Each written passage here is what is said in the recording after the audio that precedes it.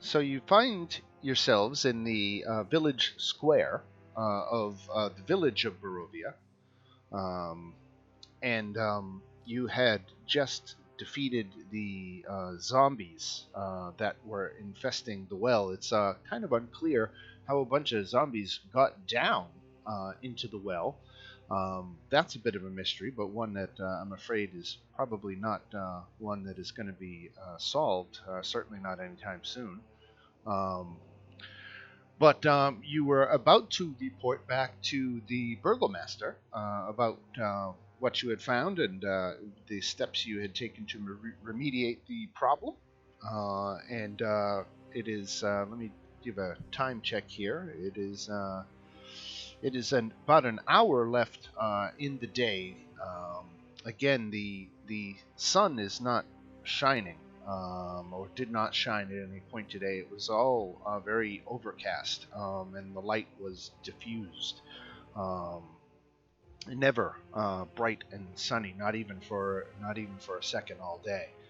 Um, so you'll have to see if that weather pattern holds up, or is just a feature of this land. But I will stop my babbling and let you guys. Oh! Before I do that, before I go the um, into the tavern again to talk to the burgomaster, um, we had now. Ravoxan, you present visually something as a unique-looking dragonborn. Is that right? I guess it would be somewhere between a dragonborn and a lizardman. It might not be quite clear because the picture does have a tail, and normally dragonborn apparently Right. do not have tails. So it's really up to whoever can decide what I might be. I'm not Right. very picky Right. about that. Right. At least Okay. he's not a tiefling. No, he's not a tiefling. Well, Can stretch that. you can see this fella walking into the village, and he's holding a letter that was beckoning him here. He is as he comes in, he is um, looking. You can hear him overhear him asking one of the villagers that he is looking for the burgomaster, and that he got this letter. And you know that was the pretense that you were lured here, and so I will turn the floor over to you and let you RP that meeting introduction slash interaction. Let me pop up the letter here.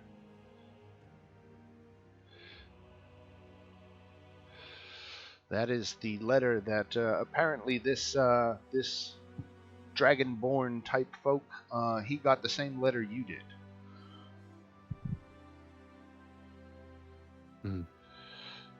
So all 6 of them are huddled up in Right. center of the square. Right. Is there anybody else in sight, or is it pretty? There's few villagers around. It is most of the village, or at least half of it, seems like it's abandoned.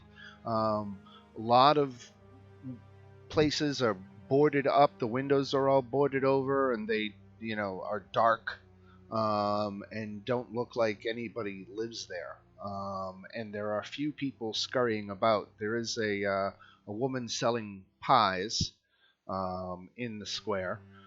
So she's around. Her name is Granny Morgantha, and she has a little business selling pies. And there's the tavern and the general store are again right off of the main square. Mm-hmm. Dan, when we talked to the burgomaster, we didn't actually mention the letter, if I remember. I We were don't sent think there. you did. Right. Okay. Right. He asked you. He saw you in the tavern and decided to put your the resourceful problem solving skills of an adventuring party to one of his problems. And you were returning to him for the reward and possibly even more opportunities for work.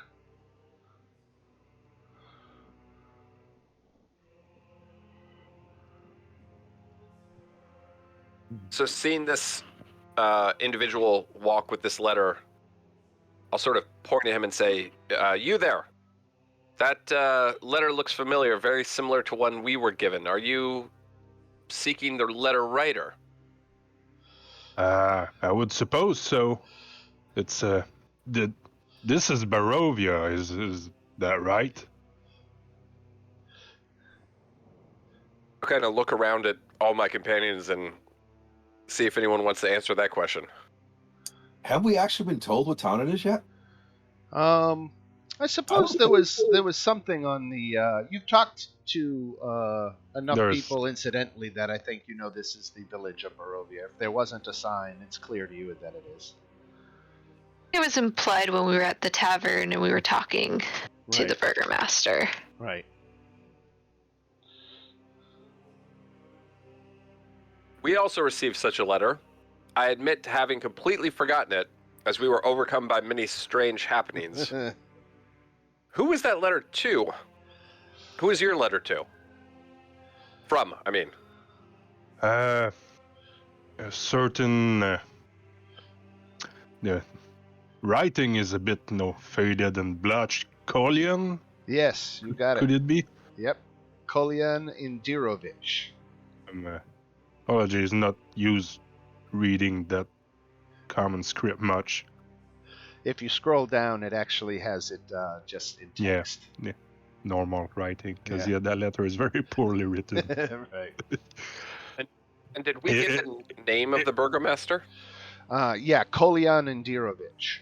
So when we went to talk to him in the tavern, when you talked, no, the guy you talked to in the tavern introduced himself as Ismark.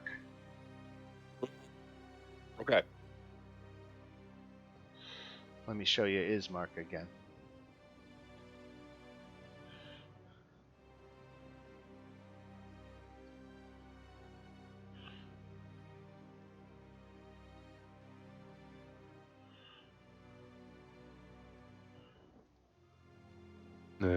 That letter was passing strange to me, delivered directly to my hand, but referred to me by my full name, one I seldom use, which certainly caught my curiosity. And upon entering this land, were you by any chance approached by a woman in a wedding dress, other than this one here? No, I'm sure I would recall such an occurrence around here. Okay, so that's unique to us. That's good to know. We had a lot of rides at Barovia. If I missed on something, I'll kind of point towards Murmur. One of your companions is a reborn that didn't initially travel with the party, but they encountered her while they were here in the village, I believe, right? I kind of met them at the mansion. At the house, right? Yeah. I said village, but I should have said at Durst Manor, right? Yes. I kind of was walking and ended up at the house. I'm not quite sure. Like, Murmur isn't quite sure where she is, what's going on. She's kind of lost. You'll quickly realize that. But she's found at least some school to swim with for a moment. the letter also mentioned some riches aplenty, but looking at the state of this town here, not quite sure how much of that could be available. Astute observation. Well, suppose going in and talking to this burgomaster about these issues might bring some clarification. Yes, would you like to join us, since we're all seeking the same burgomaster, as it were? Might as well. There's always no safety and strength in numbers. And from the sounds of the letter, there should be plenty of wealth for all of us. At least hopefully. splitting it 7 ways doesn't hurt too bad. It's some All right. consider that a lucky number. Yes, we're very open and welcoming. As you can see, we have not one but 2 tieflings, so that gives you some indication of how open we are. Wait, there's 2 of them? I believe there are 2 tieflings. Are there not? I'm joking. Look Okay. like that. Never been seen in the same room together. Right. What do you mean that's not his reflection? I don't I will- actually have a reflection. That's one of my tiefling things. He's a quick change artist. Yes. I will then very ostentatiously turn to Marius and introduce him as Darian, and then turn to Darian and introduce him as Marius. We'll figure it out. Would you believe that we're not brothers? Well, you soft skins all look the same to me, so. We don't have any humans. That's what I was saying. I was like, we're gonna be walking through this pasty white German-inspired fucking land, and they're gonna be like, look at that Yep. diverse group of adventurers. They would never cause any trouble. Caldrin is the only one of the quote-unquote civilized races.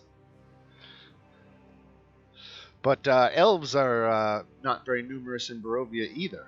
They're something of an oddity. This village, for example, you've seen nothing but humans in it.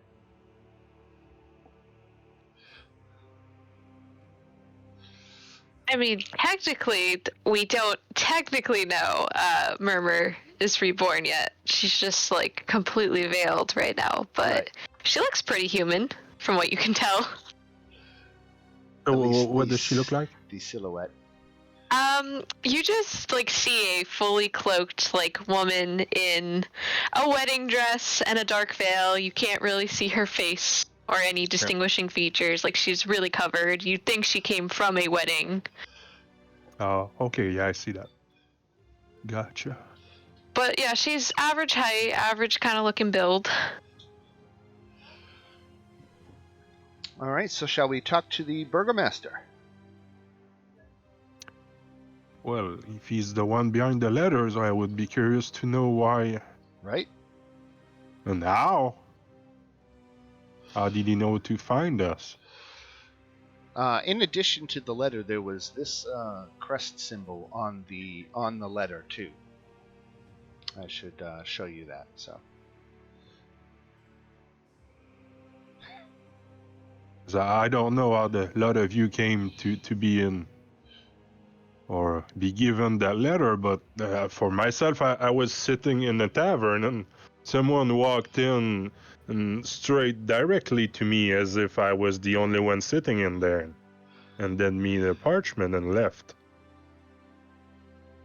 Yeah, but you're kind of unique looking, so that'd be easy to find you. You might have a point. Well, you have a similar experience, do you not, the rest of the gang?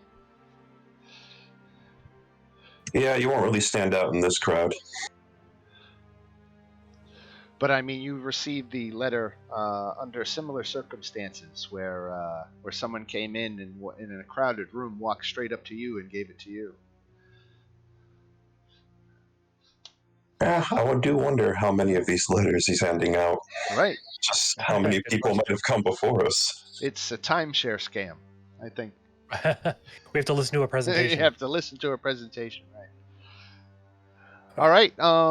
So if you don't mind me nudging you back into the tavern, you do see Ismark, who introduced himself as the burgomaster, and he is just sitting there. Seems like he conducts a lot of his official business out of here. That he doesn't have an office, it would seem. So if you were looking for him, it seems like this is where to find him. But upon seeing you enter, he asks, if you were able to make headway in the problem of that sickness that has been spreading through the village for the past several days. Were they zombies again? Right? Yeah. Yeah, we off some zombies in your well.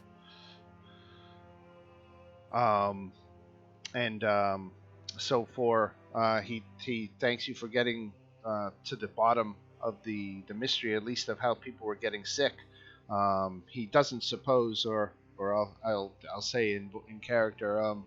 I don't suppose that you found out maybe how they got down there to begin with. I mean, this has only been a problem recently, so it's I would guess someone died.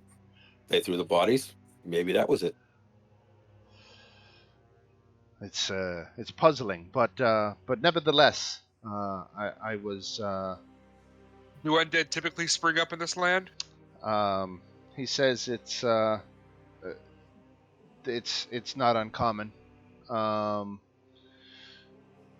but these things are the stories of travelers on the road late at night, not not here in the village. So you've had no other problems like this in the village? No. Well, first of all, he gives you, what did he promise you for a reward on this? I think he said 50 each, right?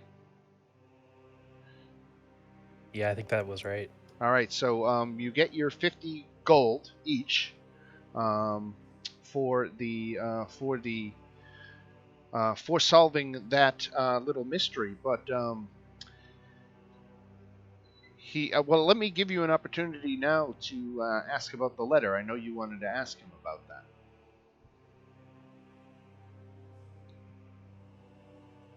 Good sir, what is your name? Ismark Kolyanovich. I don't suppose you would know of Burgomaster Kolyan Indirovich. Yes. He was the former burgomaster and my father.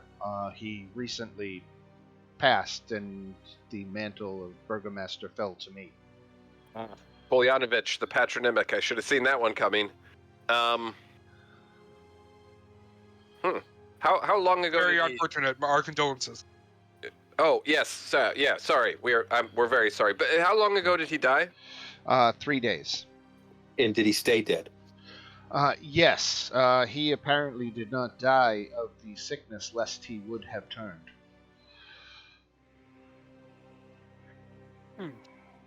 There's some manner of sickness plaguing these lands. Well, there was, but I think the party last week when we played dealt with there was a number of zombies down the bottom of the village well, and they had tainted the water to the point where if people drank enough of it, they would get sick and die and then rise up as a zombie themselves. But they kind of found the source of the problem and dealt with it last week. It's going to take a couple of days for the well to return to drinkability, but there's nothing they could do about that. In the meantime, people would just be drinking more wine. Mm. But these creatures must have come from somewhere else before falling in the well. How? I mean, that's exactly Ismark's question. He, how did four or five zombies come to find themselves down the middle of the well in the middle of the village? It's. Do you have a local priest you have talked to about this? He says that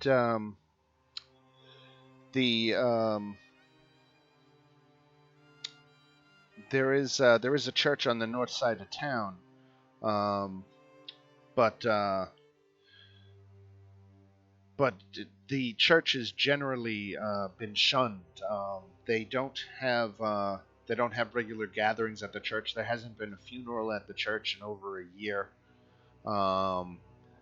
So Father Dunovich is something of he keeps to himself, and there's a few pious people in the village who he still sometimes will give guidance to, but for the most part People, the church is very beat up, and there's lots of. It's not a safe and secure building. It does not, harbor, the feelings of safety when you go there. So the villagers simply shun it. Any strange travelers through other than us? Every other moon or so, some new group seems to wander through the area. Um, but they tend to be in Barovia for only a short time before they move on further down the Sphalic Road, and he usually doesn't hear from any of them ever again. Can't tell you exactly what their fates were. Strange occurrences near the well that you know of? Nothing, no. Do you have like a town watch or? No, nothing like that. People just hunker down after dark in their own homes. Huh. So traveling at night around here really is that bad? Most people are, you have to, let me speak as DM for a second. Remember that these are commoners. So the idea of facing off against a single wolf is terrifying to them, and potentially, if not probably, a lethal combat. So traveling at night for you and traveling at night for them are two wildly different, capability sets. But that said, the people do try to avoid going out after dark it, whenever possible. Of those travelers you were talking about, did any of them have a letter like this? And I'm just going to show him the letter we have. He said, what? How does he answer that? He says some do and some don't. It varies. But this is the first letter that I've seen addressed from my father, and I can tell you that is not my father's handwriting. It's in your father's name, but he's not the one who wrote it? Definitely not. It's not even close. Interesting. Who else could do that? Somebody wrote a letter using his name, but it wasn't him. I'm going to show him the other letter, because there's two, right, that we had. Right. From Kolyan and Dirovich. You did find another one, right? Let me pop up that the version 2 of the letter,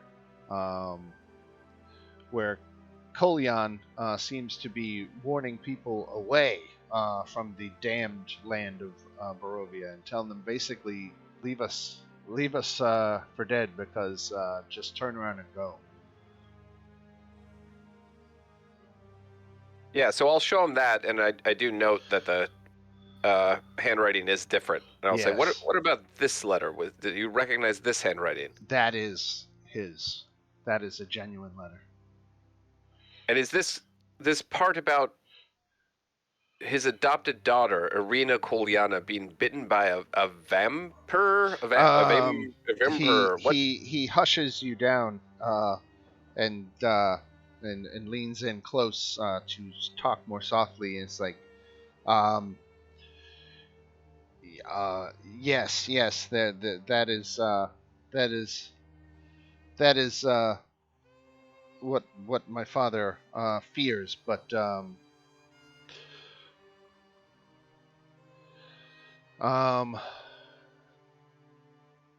yes, it's true. He struggles with admitting it, but yes, he breaks down and says it's true. And his father being dead 3 days ago, he suffered a heart attack at the family home, which is on the south side of the village, the big building down at the south side. He says it's true that basically night nightmarish nighttime creatures were assaulting their home, and had done so for weeks. And finally, his father's heart gave out those few nights ago, and Ismark is really at the end of his rope, doing the best he can to keep things together for the village, but also now dealing with this problem of his sisters being preyed upon by a vampire. Any idea where your sister is? She is at home, resting. I take it nights are not easy still. They're not, and worse yet, we haven't been able to give my father a proper burial. Yeah, I was gonna ask about that if he had been put to rest. Are you gonna bury him at the church or somewhere? If we were to observe the proper traditions, we would bring his body to the church and have a funeral ceremony at dawn. Well, I guess. What's stopping you? I guess we could go check on the sister, make sure she's not something we got to worry about, and help this dude out. Is that out of character? Yeah, I wouldn't say that in front of him. Or... What do you guys think? I think that's not a bad idea. I'm curious to meet the sister. What's her name? Irina. Irina. Do you know why she's been chosen by a vampire? He has no idea. He's seen and heard nothing, despite being on guard. So whatever it is able to slip in and out completely unnoticed. That's troubling. About what time of day is it? Right now, it's about an hour until dark. Oh, So it's so- late afternoon, mid-afternoon, late afternoon. I suppose whatever business we up to take care of, we need to be prompt about it. If they say that no past nightfall, it's not safe around there. Especially, I haven't seen two logs piled together to call a fence. I asked them, since there's been so much trouble, you guys got a house here that's abandoned that we could use? Yeah, basically take your pick. Gotta get permission first. Have a lot of people moved away? Well, he says that's another mystery. Because he says every week for the past year, a villager has gone missing without explanation.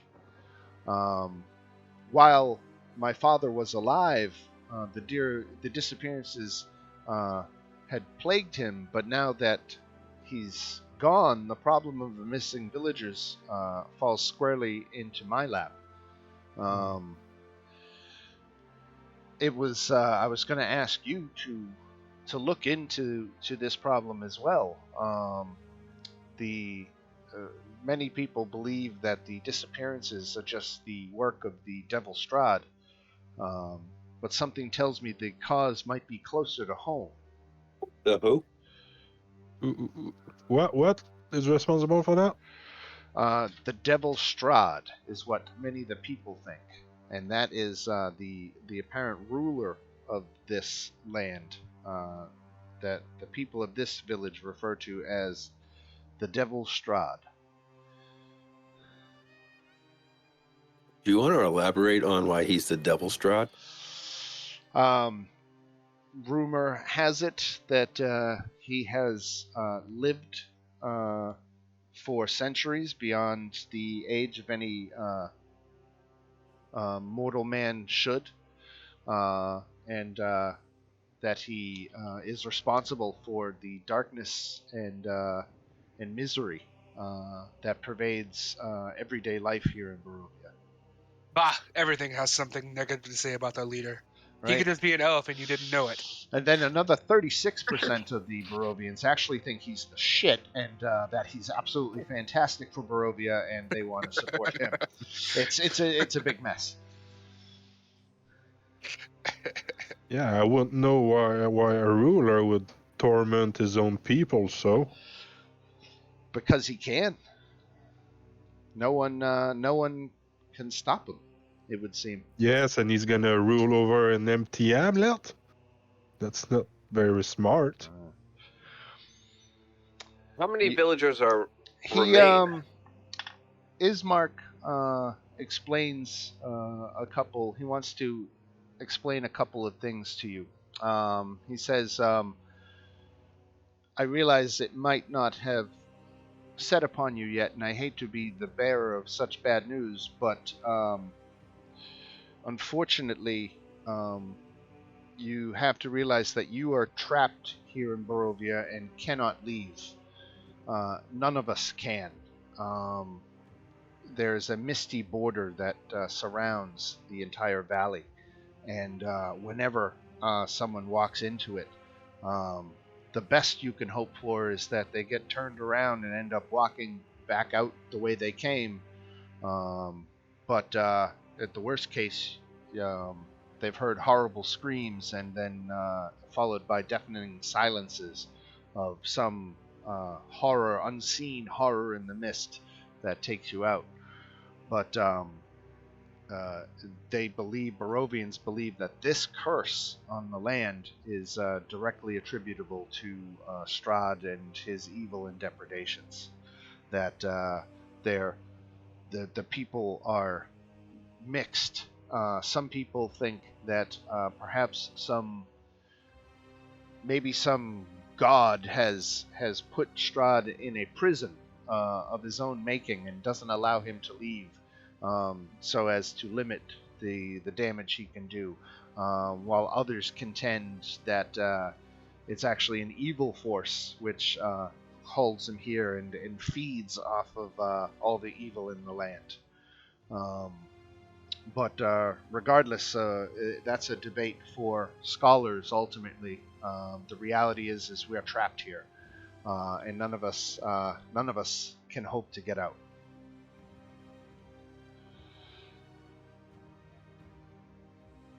Well, There that's was a not lot good. to unpack. Mm. So these are How many letters. villagers are left alive at this point? 100. Hmm. Are there many other villages or towns like this? There are not. He says there is 2 settlements in the valley. One is the city, or the town, I should say, of Vallaki, which lies in the middle of the valley. And it actually, for that matter, Ismark goes into his bag, and he pulls out a map of the valley. I'm gonna show you a couple of handouts here. Here's this one, and that'll give you a good idea what you're looking at.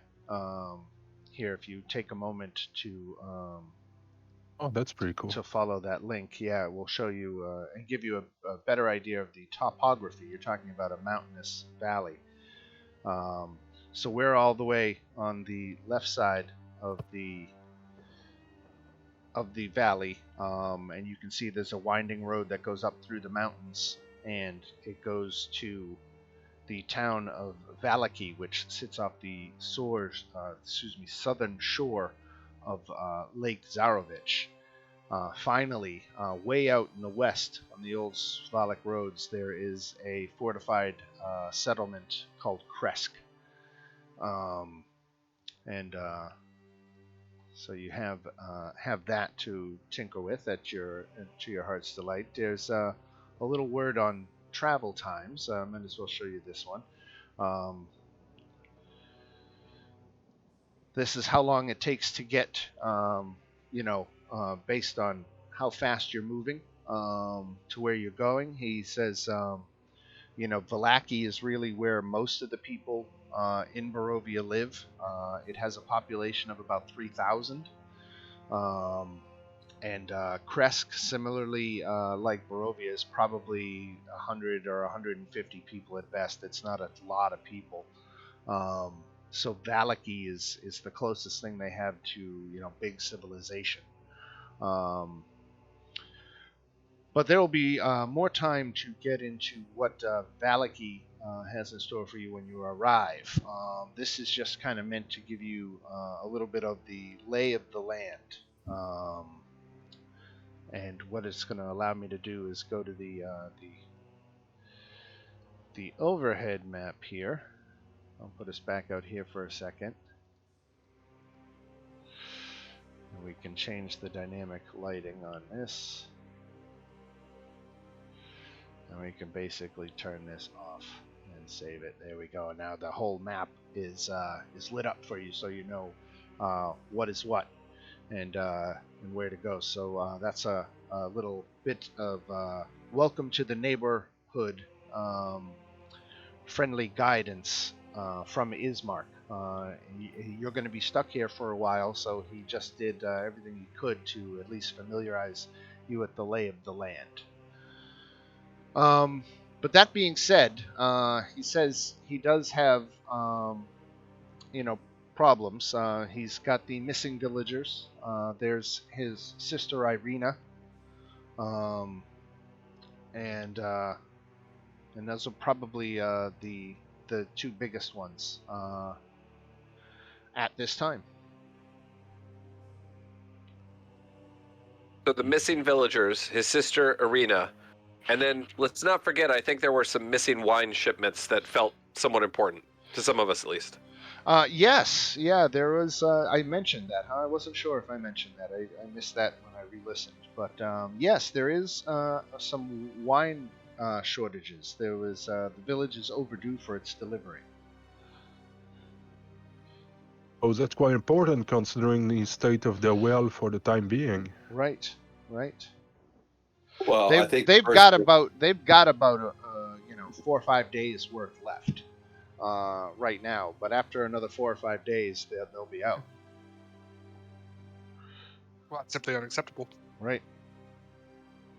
Well, I think with only about an hour daylight left, maybe we should go take care of the girl and the father. Sounds fair. Did he Yep. mention some creatures that were lurking about the house that would have caused his father's demise? Yeah. There. Let me call up the areas of the village.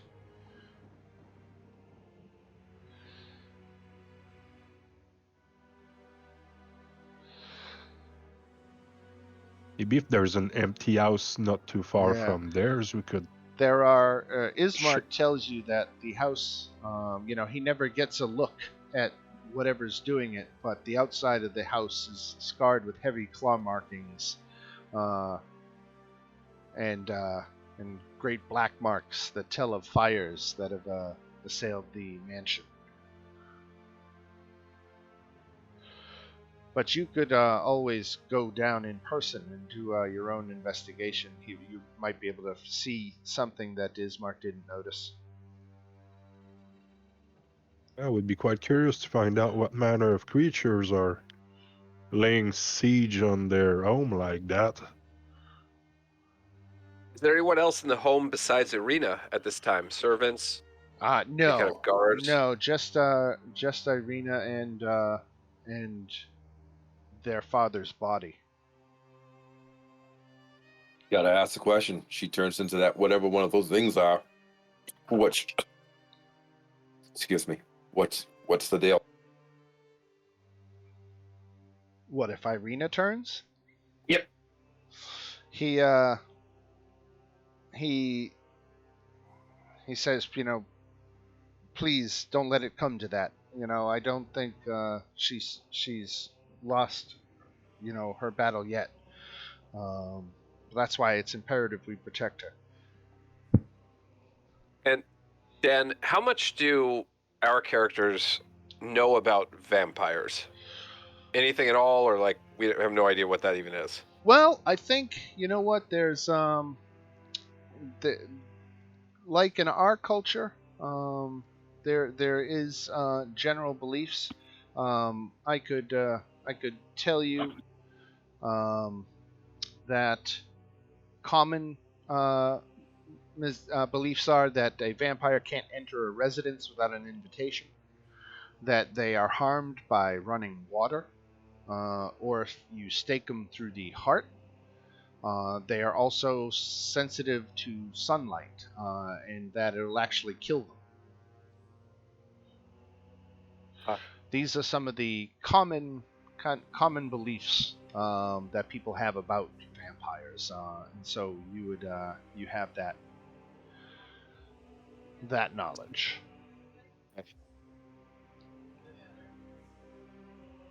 Well, we're wasting what little daylight is left, I suppose, if we intend to visit this house. Especially if she's alone in there. That's not very safe at all. Well, Ismark is actually getting ready to head back for the night. His business is coming to a close here at the tavern, so he'll escort you. That sounds wonderful. Or we'll escort him. Right.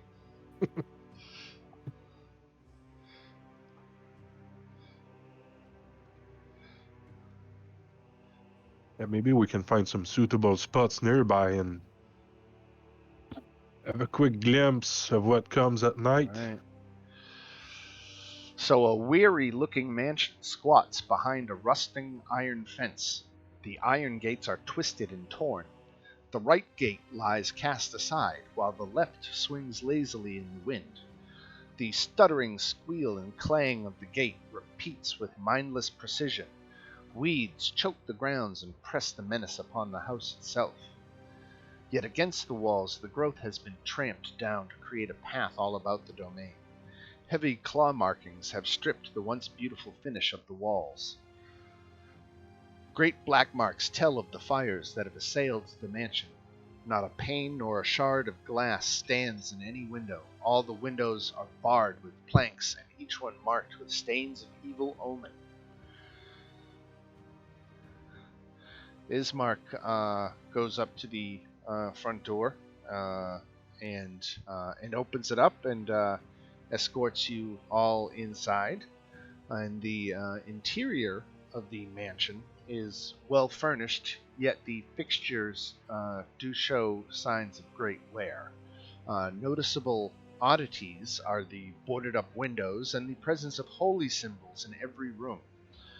The former burgomaster is in a side drawing room on the floor, lying in a simple wooden coffin surrounded by wilting flowers and a faint odor of decay.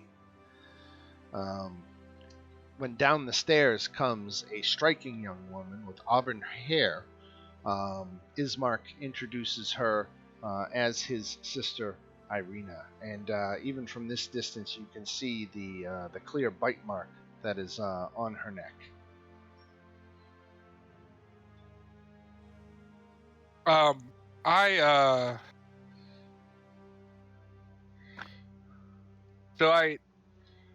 Without moving or moving my lips, in Darian, in your head, you hear my voice say, "This situation doesn't seem very safe or very right. We should be prepared for a long night, brother." I'm just gonna kind of look at you and just nod.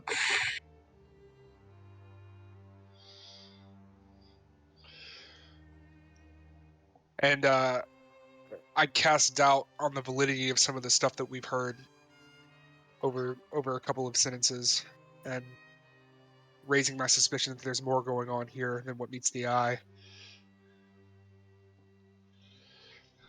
I have telepathic shit now, by the way. I'm a fucking space paladin.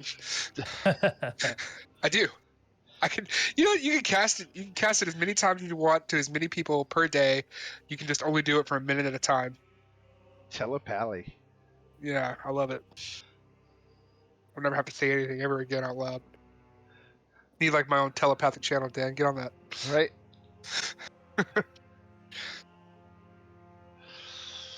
All right. So um, the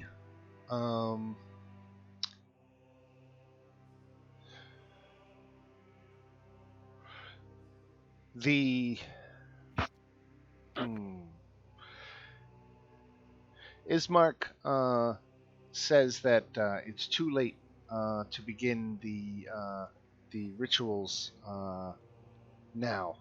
That he wants to wait until the morning, and then they will do a procession from the house right before dawn of Kolyon's body and north through the town up to the graveyard of the church. And here's where I'm going to take a moment as a DM just to tell you something cool I learned when I was in New Orleans. Did you know that it's only called a graveyard if it is attached to a church? Otherwise, it's a cemetery. I didn't know that was the difference. I didn't know there was a difference. Right, it's a graveyard, so this is technically attached to a church, so it's a graveyard. You took the ghost tour. Yeah, I did. Yeah, you did.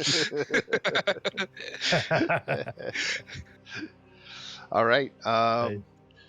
So yeah, so that's what they want to do in terms of burying Dad, and the coffin, is heavy, and they could use your assistance with that. A lot of the people of the village, because of things that are going on, aren't exactly falling over each other to help in a sense of community.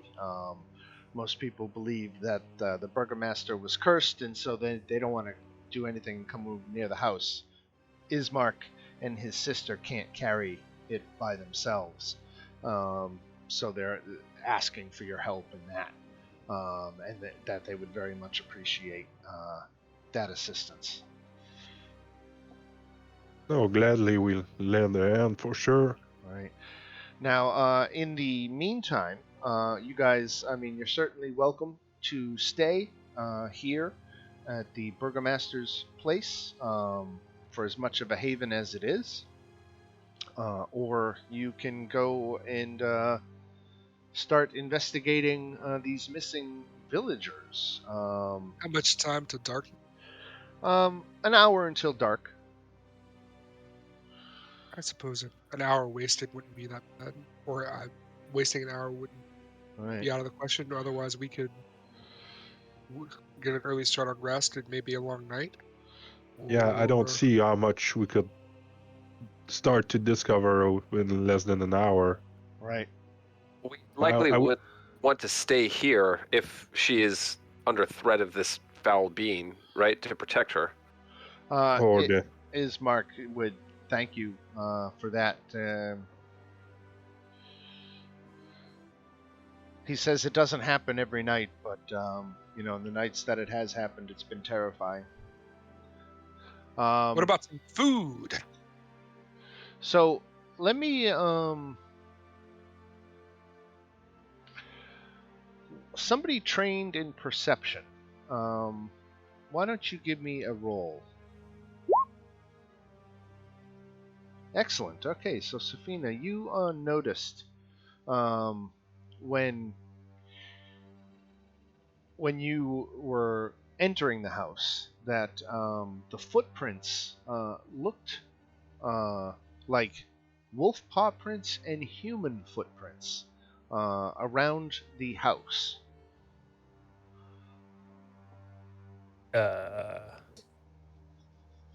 That's weird.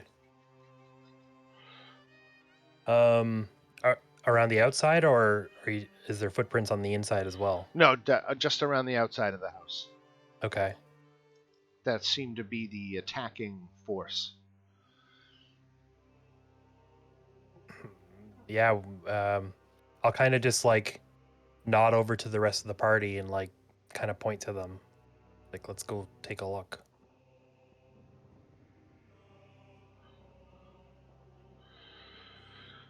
What is it you saw? Well, I'll try to point it out without saying it. Yeah. You know, look. Nudge, nudge. Yeah, look at that. Is that weird? And let's go take a look. With Safina to look at it. All right. So yeah, we're gonna head outside and kind of poke around, see what we can see. Right. Just Good burger more master. more of the same, just the wolf and human footprints. They seem to again be making up the assailing forces. They trail off to the south, so they seem to originate from outside the village, a small distance away from a wooded area, perhaps. The human footprints, are they booted or barefoot? Mostly booted, but it looks like maybe one left foot was barefoot somehow. Oh, that's weird. Like somebody had one boot. Yeah. I'm kind of starting to put two and two together here. Strange that wild beasts would come so close to houses. Who need to be totally wild. quite starving. Even then, I don't see why they would attack the house, for lack of a better word. Yeah. Can we go outside and try to follow those footprints? They lead you to the woods, and then you lose them in the dense underbrush.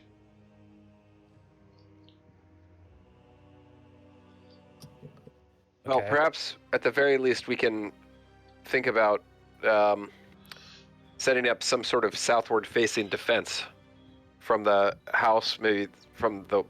Does it have a second story with windows? Yes. And what's this little outbuilding here? That's an interesting question. It doesn't specify necessarily. What do you think it would be? I mean, I think like a It's too Wood big. shed. Too something like big that. to be an outhouse. Yeah, probably just like a shed or something. Yeah. Yeah. So we could put someone in the shed, someone on the second floor here, with the idea that if attackers or assailants came, there could be some manner of surprise. Well, until we figure out the nature of the visitors, I don't We think worried it's about safe that to have an area? somebody on the ground with them. Are we trying to guard one particular area? We're Well- just trying to, if they come from the south, trying to figure out what would be the best manner of defense. Ismark does mention that since their father died 3 nights ago, that they haven't come back. I go look at the father. Does he have any bite marks or anything? No, he was terrorized to death. I know it's not a clear medical cause, but that's what Irina insists. Can we maybe have somebody who's trained in medicine do a quick check? Yeah, that's why I went over and looked. I am. Yeah, go ahead, make a medicine check.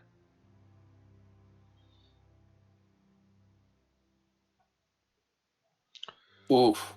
There's no apparent wounds anywhere to him at all. Bruises, no nothing. So the best you can conclude is that his heart stopped. Just sort of, since it doesn't cost me anything, do spare the dying on him, the cantrip, just see if it levels him out or if he's gone. Yeah, he's a corpse. But you start spellcasting in these people's living room, or the side room here where the body is, and Ismark certainly kind of gives you a sideways look as to like, would you mind telling us what you're doing? Just seeing if he died from anything not natural. Very well.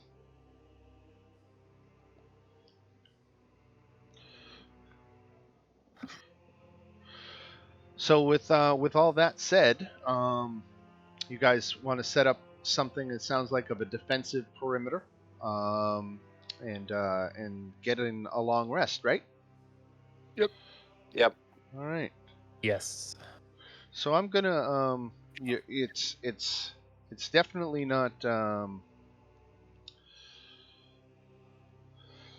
it's not bedtime yet. It takes you 5 hours to get there, but you wait the 5 hours, and it is now late enough to go to bed where you can actually do the long rest for 8 more hours. I tell the dog to guard. Spaz is on god dog duty, and you guys get a it's the second day here in Barovia, and Oh, that's and new, Dan. I like it that. is 6 a.m. Yeah. It used to So- actually show the phase of the moon, but then the website that hosted the images went down, so you get the broken image thing instead. They haven't released an update yet to fix it. I'm bummed. It used to be cool because you could see the moon. Anyway. Is that I'm sorry, I always notice like the day's weather, is that always like just randomly generated? Yes. Yeah, I took out a few options. I looked at the code and tailored it for Barovia a little bit. Like I took out all references to bright sunny days. So that basically, God forbid. the sky is overcast is what it always says. So I had to modify mine a little bit to fit Barovia, but the rest of it, other than the overcast, is randomly generated for each day that we get. Okay. Cool. Gotcha. Yeah. Just always curious because that you did have that when we played last year, so I was just like, was this ever just like random or was it just specific days had certain types of weather? It's so random that sometimes it actually gets in the way because there's parts of the story that call for a rainy day, and if the weather pops up and say it's a beautiful dry day, I'm going to be like, well, it was, and then it just got cloudy and rained in this one little spot. So damn meteorologists never getting their forecast right. But You can't trust the weather, man. Right. All right, so it is a little bit before dawn, and Ismark, Irina, and they're ready to escort their father's body to the church.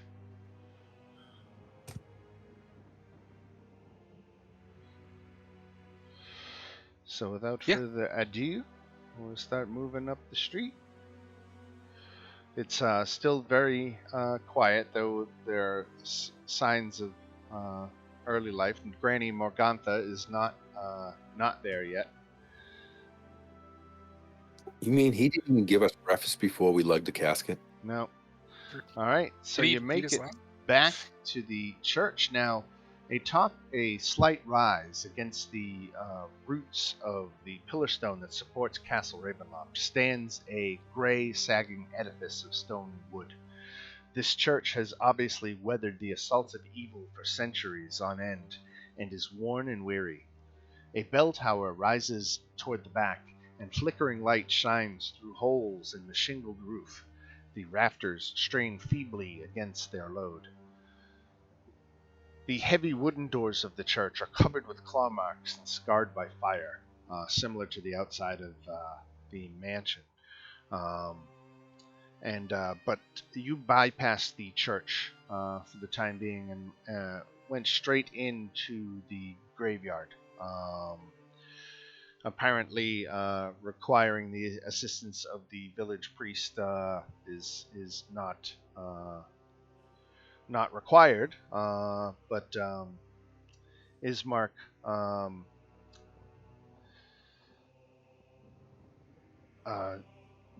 begins the process of interring his father in the family crypt that they have. I ask him if he wants me to do funeral rites on him. Yeah, make a religion check. We'll see if you know the proper rites for Morning Lord worshippers. Would can the say that- local father, Don Navich, you said, not Yes. want to do that? Especially for the That's what I was talking. former burgomaster.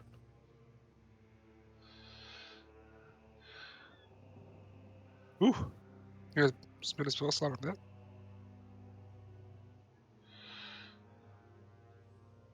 I'm just reading the spell. Just give me 1 second.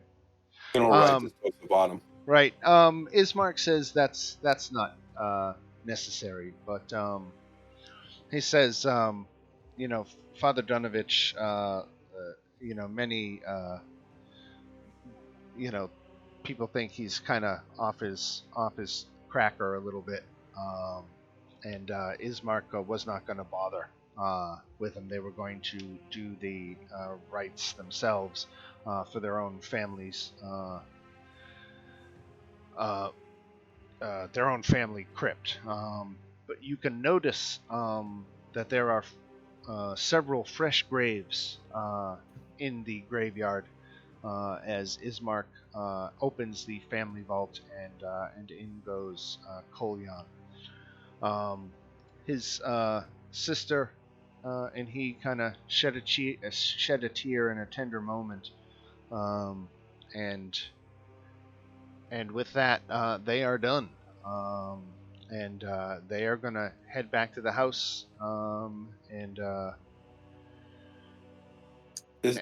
Ismark said, in a couple hours he'll report to the tavern and, do what he can as administrator of the village. And, he thanks you again for your help in their father's burial.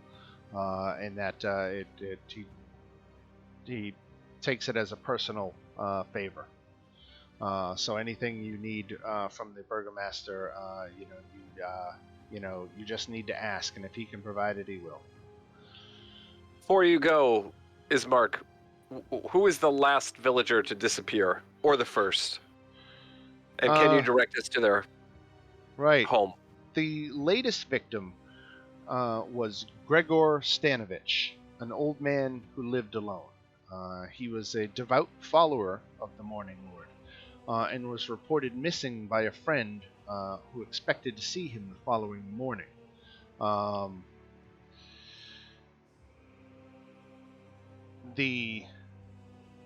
This disappearance was 5 days prior to your arrival.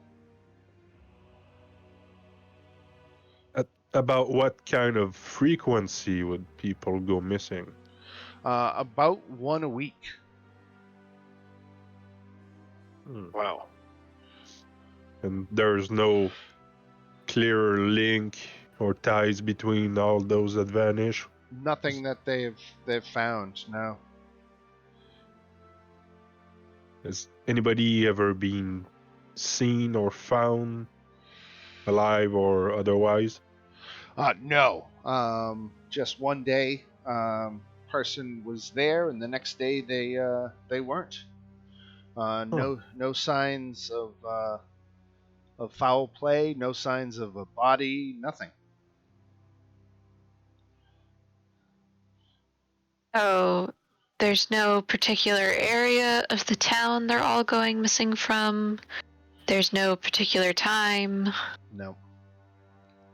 Where is Gregor Stanovich's home? Perhaps we should start there. It is the small house down in the area of the burgomaster's mansion, and where the party met Mad Mary. I'm gonna drop her token on the map here.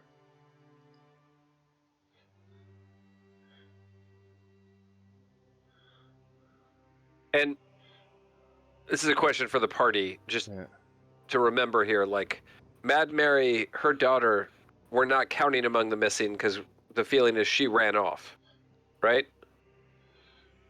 Yeah, that's right. Okay.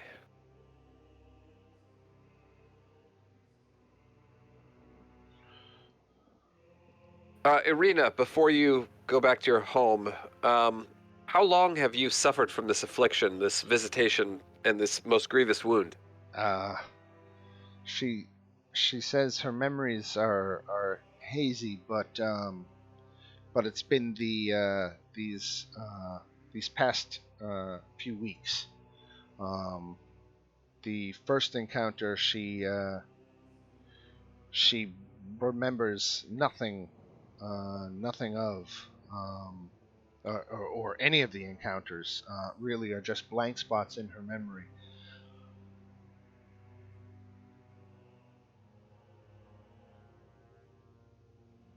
Huh. Ismark is convinced it's Strahd.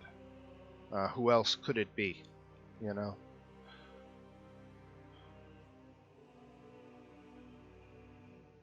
But you have no recollection, Irina, of meeting this Strahd, or perhaps of meeting someone strange, unique, new to the area before this happened.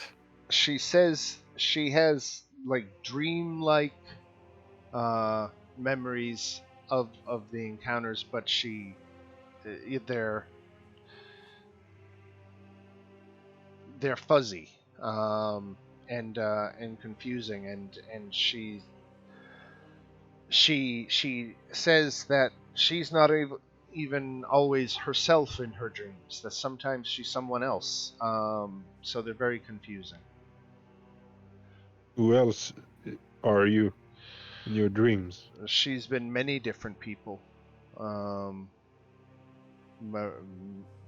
Marina, a Tatiana.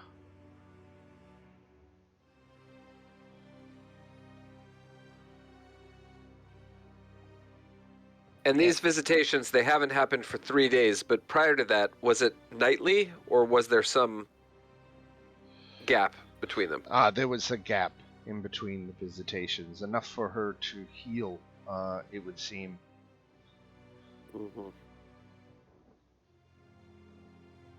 How long ago did it first begin? Like 2 weeks. But that's fairly recent. Then. Mm-hmm. Hmm.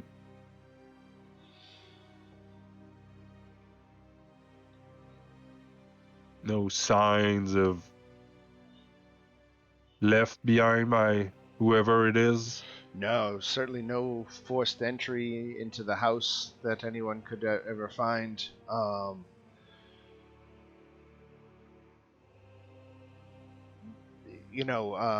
Ismark says, in common vampire lore, they're said to have the ability to charm their victims. So he's wondering if his sister isn't falling under some influence like that.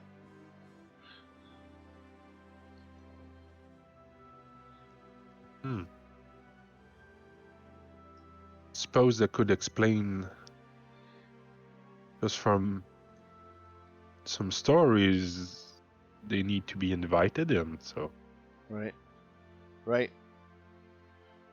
Why don't you have her say that she disinvites them? I think the problem is your home is no longer safe. Is there anyone else you can trust? So, he says that they have a family friend by the name of Father Lucian Petrovich. He works out of the church in Valaki. And he says that that might be a safe haven. The church here certainly offers no safe haven, but maybe the church there would be a good place to hide from a vampire. is it in better state than the one here? Yes, Valaki is a walled city, and it's got about 3,000 residents. And When did this? Sorry. no, go ahead. No, When did the church here stop being safe? years ago. It's been a but it's gotten worse. Irina chips in. She says it's gotten worse since Father Donovich's son was killed a year ago.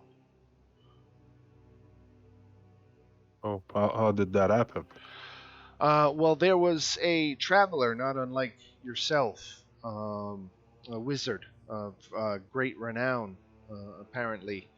He mustered a revolt, a general revolt, and Father Donovich's son, a young man by the name of Doru, got caught up in this fool's crusade, and they all went and stormed the castle.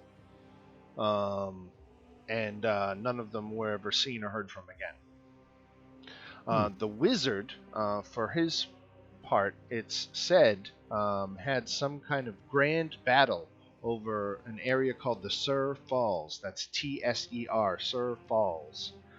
And that ultimately the wizard was defeated and plummeted, hundreds of feet down into the misty depths and was defeated. So they say that that's when Father Donovich really kind of he cracked, and the church has been, shunned ever since.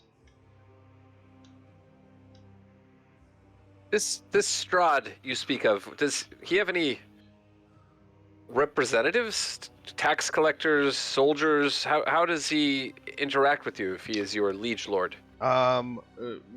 Once per year, we have to deliver our taxes to the castle, and we meet with sometimes a man who's said to be Strahd's chamberlain, who just quietly accepts the delivery and the ledgers, and it is commonly known that to not pay all of your taxes is to invite a quick and mysterious death and replacement of the burgomaster who failed in his duties. Did your father pay the taxes? Yes. Yep. All right. I think I'm going to kind of peel away and go talk to the priest.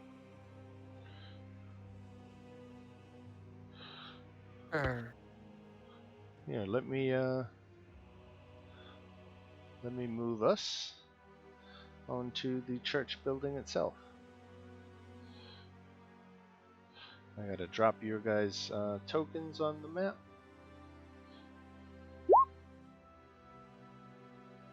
And Bardor, are you trying to go by yourself, or Doesn't matter. Okay. If you guys wanted to stay and talk, you could stay and talk. I was just going to peel away and talk if you didn't.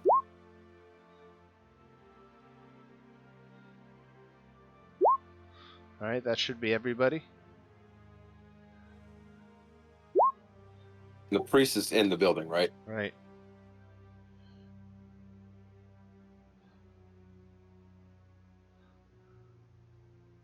Is there a doorway there? Yeah, the doors open to reveal a 10-foot wide, 20-foot long hallway leading to a brightly lit chapel.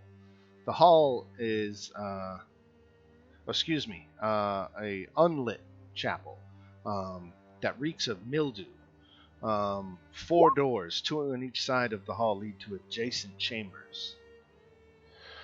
You can see that the chapel is strewn with debris, and you hear a soft voice from within reciting a prayer.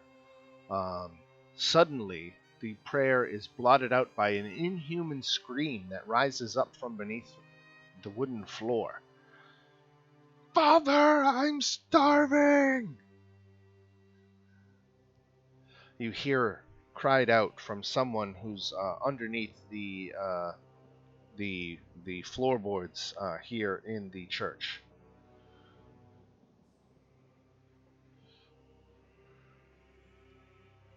You can see Father Whoa. Dunovich up here, and again 4 doors and the brightly lit chapel. I Who's see. stopping? I see. The hall is brightly lit.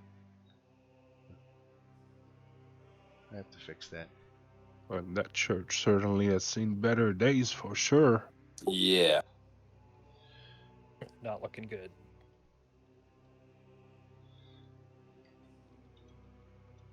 I must be careful where you put your feet so you don't go right through the floor.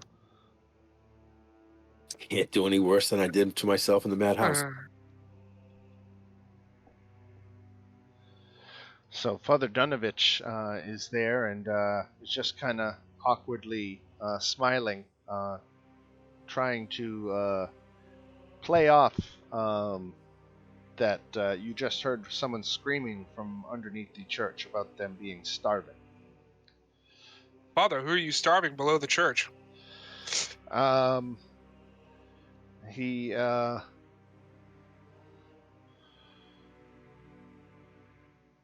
Either tell us or we're going to go visit him.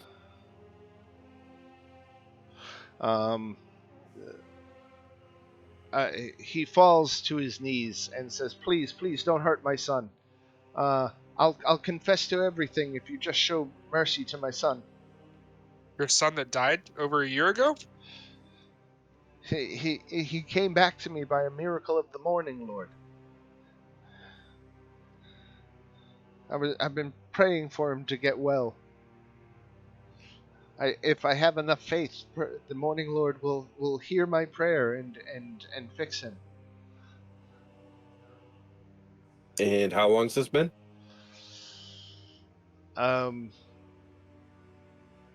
He came back some months later, after the assault on Castle Ravenloft. He just wandered in, and Doru says that he was able to, get him into the what's called the Undercroft, and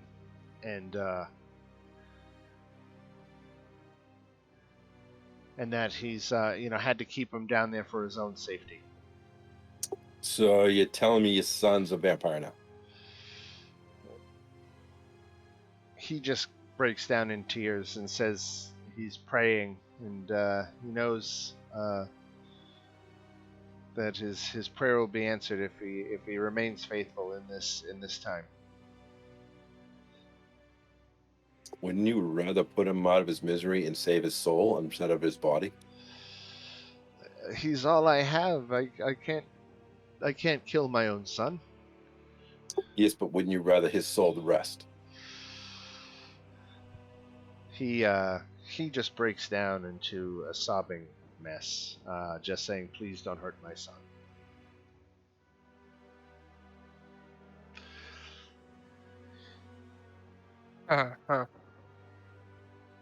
I do not know of this religion of the Morning Lord very much, but is the resting of their corporeal form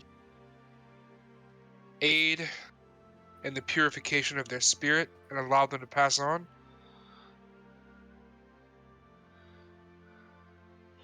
Yeah, he's just a mess, just saying, "Please, please don't hurt Doru." Give us another way. Yeah, he's not being very constructive at this point. He's overcome with emotion. Alrighty, sidebar, everyone. Okay. Okay, healers, spellcasters.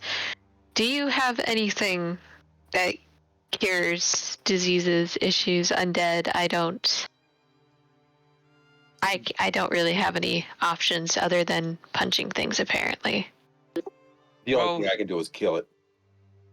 Some more powerful clerics and paladins can bring people back from being recently dead, but years, that's powerful magic and That- very expensive components. Stuff that we likely wouldn't find around here, maybe even in the biggest city around. I don't think you can turn them back once they're a vampire. Once they're done, they're done. Well, we don't know he's a vampire. We just know that he's dead or came back. I'm going by what we've learned that so far. Strahd, they've got him running around. I'm just assuming at this point myself. I understand. Perhaps we should talk to the boy. See if he's coherent enough to understand who we are, and go from there. Not all dead things are bad.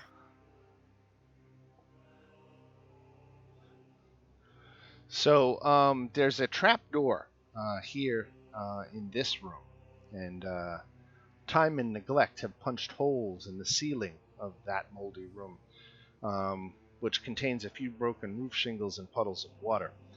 In one corner set into the floor is a heavy wooden trap door, shut with a chain and a padlock, and a young man's screams of anguish can be heard through the door.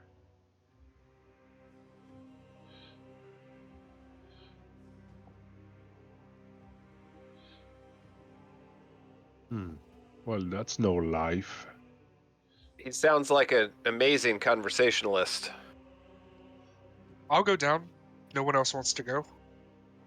I'll accompany you. Yes. Father, let us into the basement. We're going to see if we can help your son. So, it says, the trapdoor is,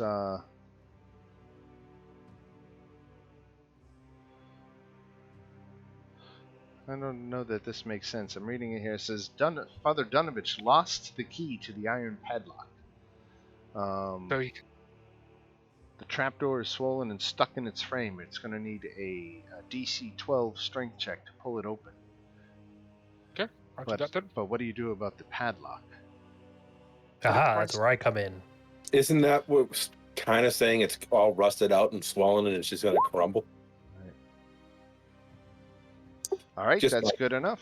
You get it open. Now it's just a strength check to pop open the swollen door. Yeah, that one's not me. Nope, not you either. I'll do it. Said strength check. Sorry, I'm just trying to.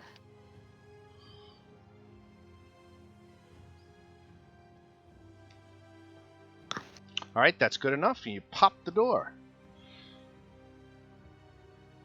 Let me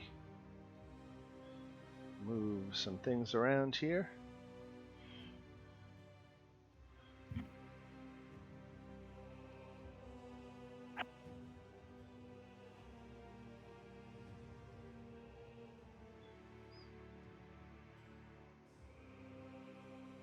So I moved everybody downstairs so you can see what's down here now.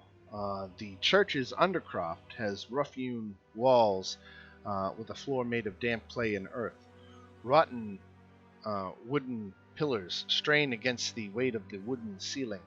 Candlelight from the chapel above slips through the cracks, allowing you to glimpse a gaunt shape in the far corner. I'm gonna use Divine Sense. See, what do I smell? Divine Sense is giving you the scent of an undead.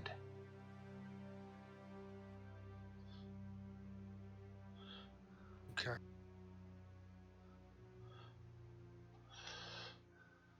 I'll still go down.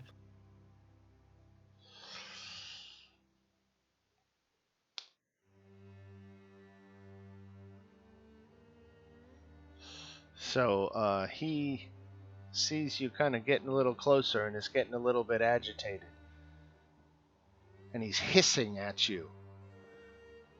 I pull out my holy symbol. And I'm holding it. I'm having it dangling off my two fingers on my right hand, and with my thumb I have a source of light, fire coming off the tip of my thumb. And I'm kind of approaching him slowly. And I assume we knew his name, Doru. Right. And I'm saying, Doru, we're not here to hurt you. We're He here to chained help or you. anything? What?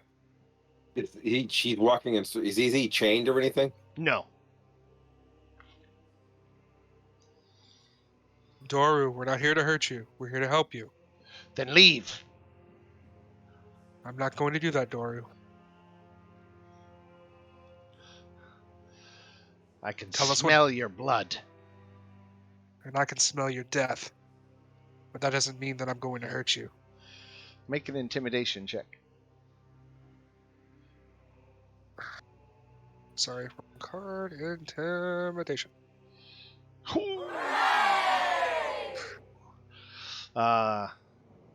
He backs off.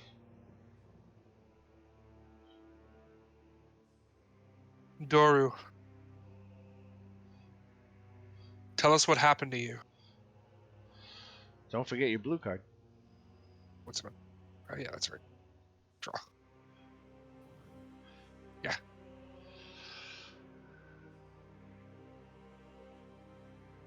That's fine. Okay. Doru, tell us what happened to you.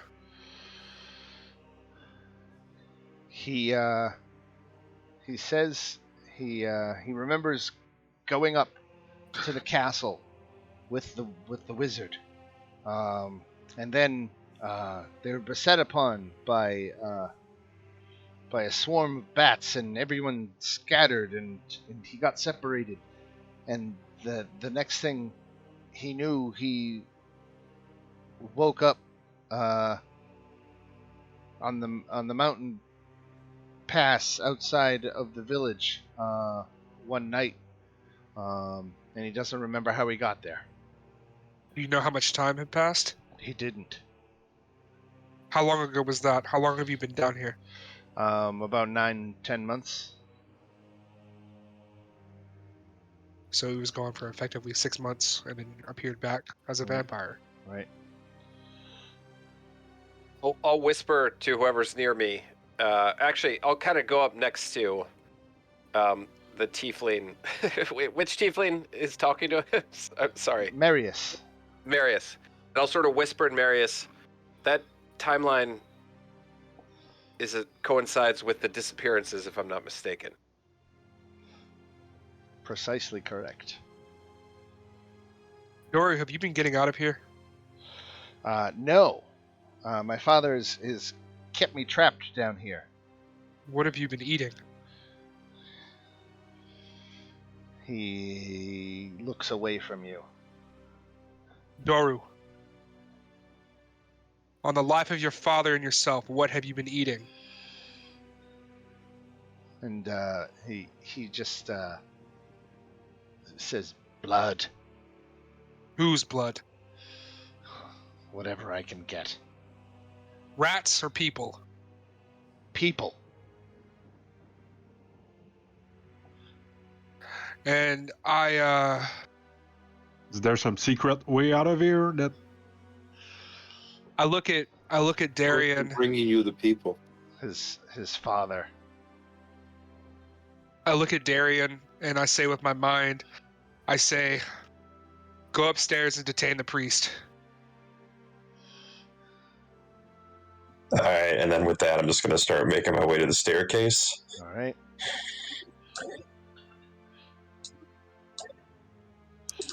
What? You guys. Darian, where are you going, Darian? And who said that? Keldrin said that. Or not Darian. Ah! These tieflings! The tiefling who just left. Yeah, that was Darian. Oh, And okay. I look at you and I say, quiet. There's a lot going on here. So, apologies. Well, you wouldn't. I think we all know what has to happen. So, I actually turn to Balder. I say, bring the priest down here.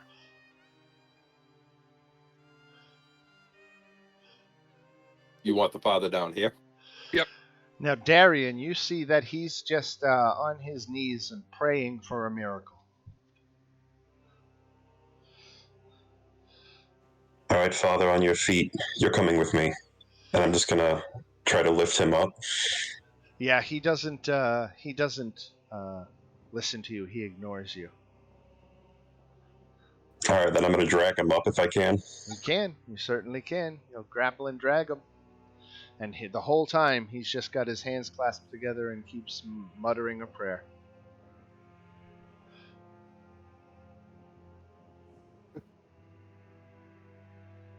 You need help with him?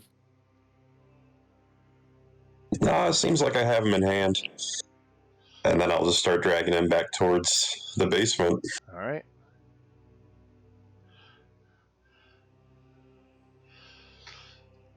So once he gets here, he says, don't make him go down there. Don't make him, just please don't hurt my son. It's all my fault. You can blame it all on me.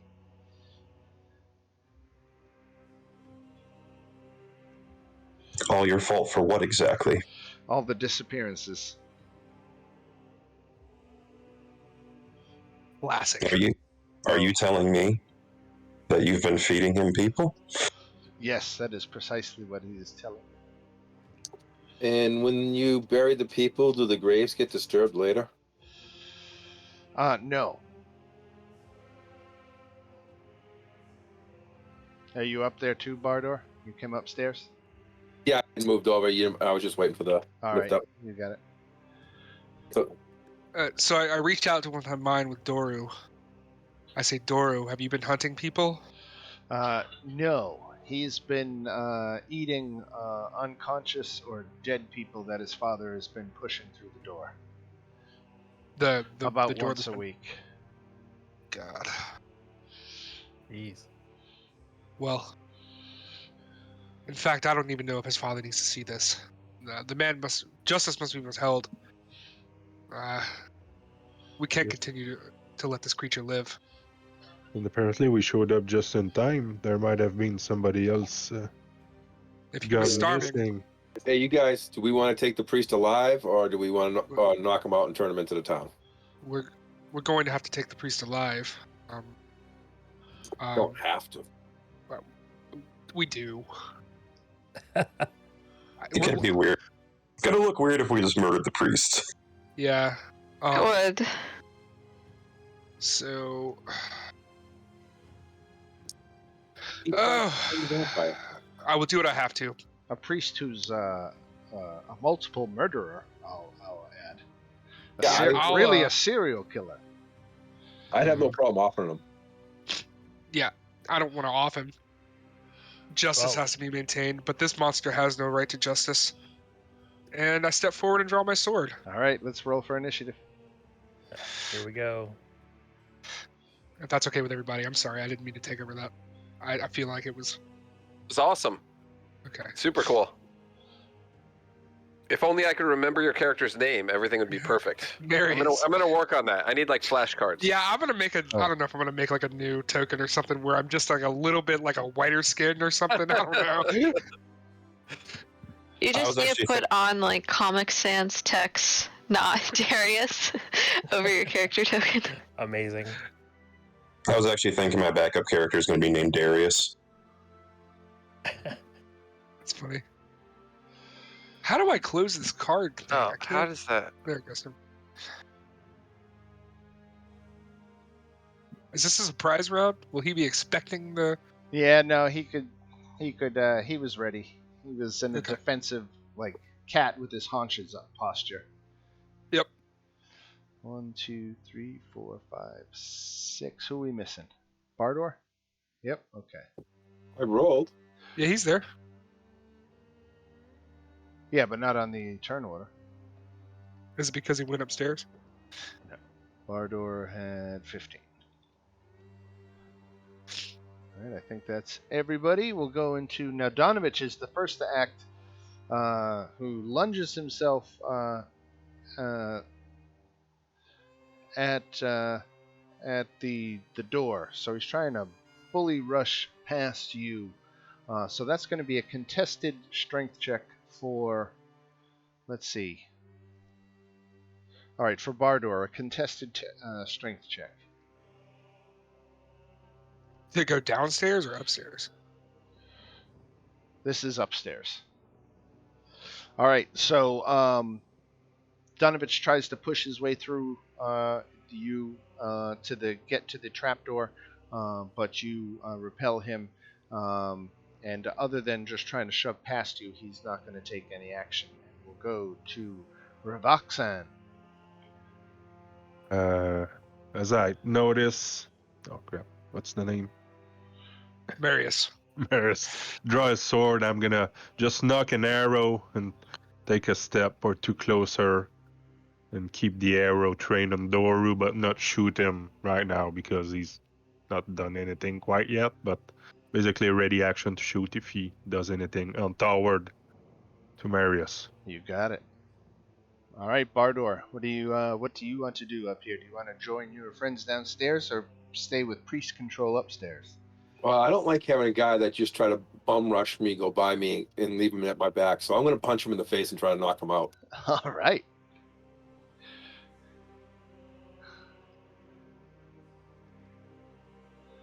$18 hits.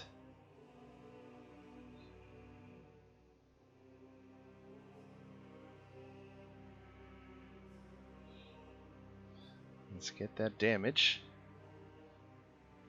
1 plus my strength, so that's 3. 3 points? Yep. All right. Yeah, sock him in the jaw. Trying not to kill him, trying to knock him out. Right. Sock him in the jaw. And we go to Marius, who's toe-to-toe with a vampire. All right, I am going to swing. Actually, I'm going to hit him with a booming blade.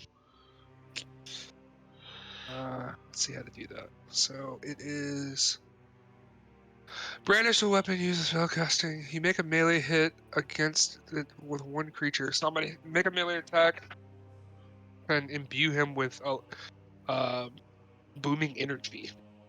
If I hit, so yeah, That's a hit. all right, yeah. All right, so the 5 slashing, right? Uh-huh. Gets halved to 2 because he has resistance to non-magical slashing. Okay. And was there a secondary effect you said? Yeah, it's a nothing right now. If he moves, he'll take 1d8 damage. Got it. All right. And you know what? I'm not really fucking around with this dude. Hold on. I am gonna use my trait.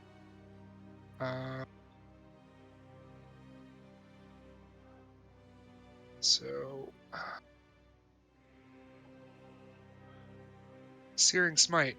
So 14 fire damage. All right. 14 fire damage.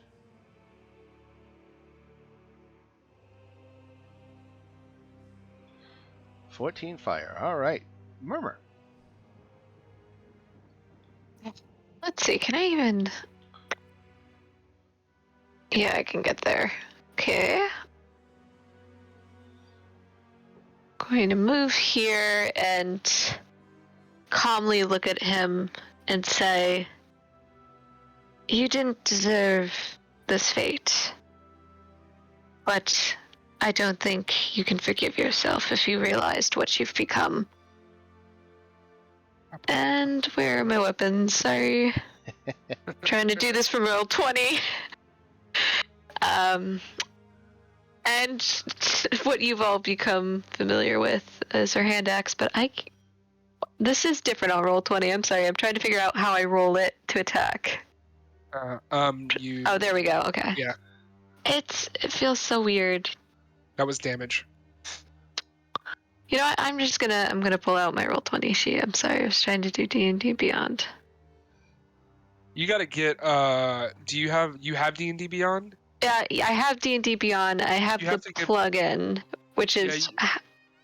There's like you hover over it, and you'll see a little dice thing come up. So, but yeah. All right. I just re-rolled it from roll 20.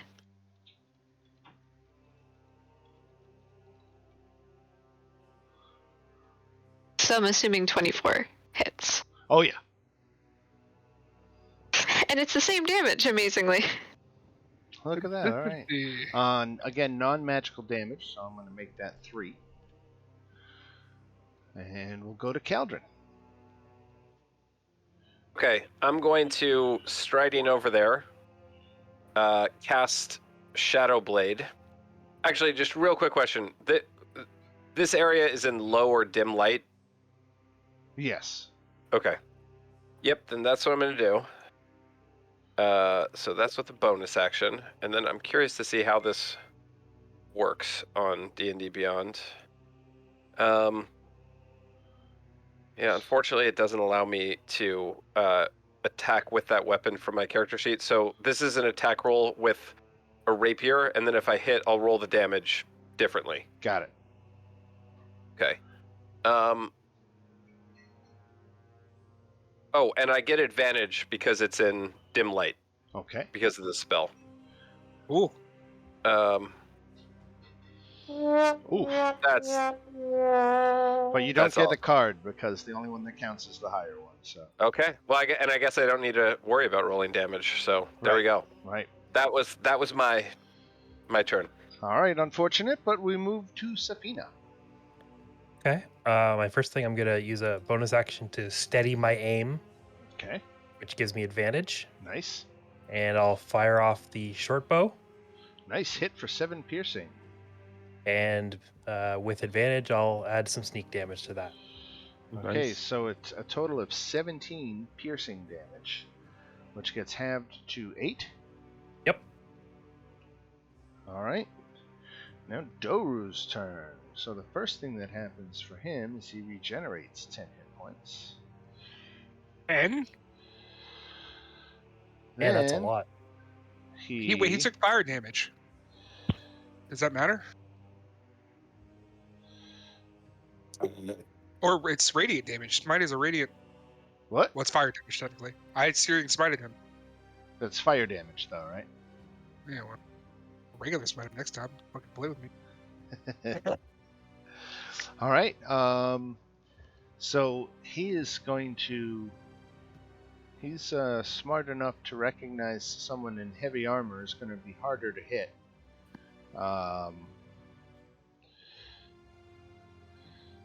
So I'm going to do 1, 2. Caldron, what are you wearing for armor? Nothing. Okay. So 1, 2 Caldron, 3, 4 Murmur. All right, going at Murmur. Choice. Claws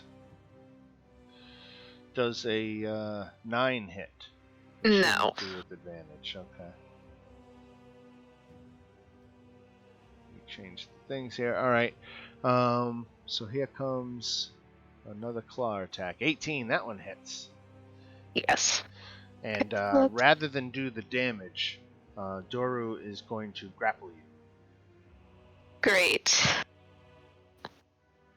Rage. Rage. Exactly. When it's time, that's exactly how it happens. So that's Throws him all. monkey vampire ass off. That's all Doru can do, and we'll go to Darian upstairs with Father Dunovich, who's just been socked in the jaw. Well, since Doru was mean to somebody, I'm gonna shoot him with my arrow I was holding.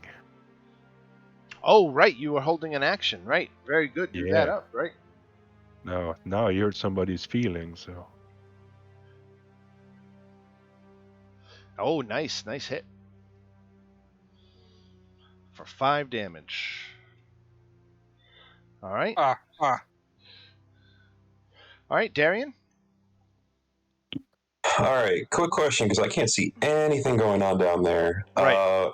Is Murmur more than 60 feet away from where I am? You don't have a line of sight to her, but as the, direct path, yes. Okay, so never mind that. You're less than 60 feet, but you don't have line of sight. Okay, yeah. I was just wondering because the spell doesn't even specify like having to see him. What is the I was spell? just Shield of Faith.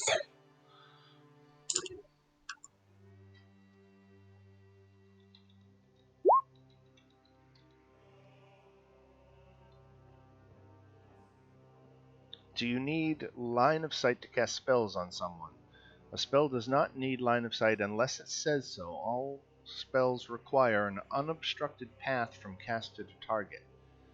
I just did a quick Google search. So it seems like the floor would be the problem, not the technical line of sight. Okay, yeah, that makes sense. Right. All right, well, in that case, I'll just pull out my sword and hit him with the flat end of it to do non-lethal damage, hopefully. Very good. I believe that hits him. Let me check. No, he's armor class 10. Of course. All right, unfortunate, but we'll go to Father Dunovich, who's going to, again, try to barrel through you guys with an imposing strength check. 12. Which one? Let's see. He tried Bardor before, right? So we'll do Darian this time. Contested strength check. Ooh, all right. Dunovich barrels through. You can both take attacks of opportunity against him now if you wish. Yeah, it's going lethal now. Well, I'm still going non-lethal. Nice. 7 points of damage. He takes all of that. Oh wait, that was an attack roll. Let's see, Darian, what was your damage? 4 points. Okay. And Can I hit the wrong button? Bardor attacked with a 7, which missed. Nope. Yeah. All right, so you both took your opportunity attacks. He moved 1, 2, 3, 4, 5, 6. That's all he can move. He didn't take the disengage action though, so he can move another 6. He can dash 1, 2, 3, 4, 5, 6. All right, there's Dunovich. Ravaxan. I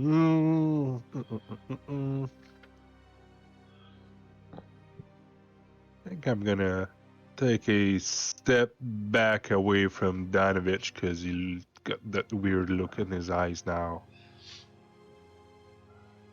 And I'm gonna shoot another arrow at Doru. All right.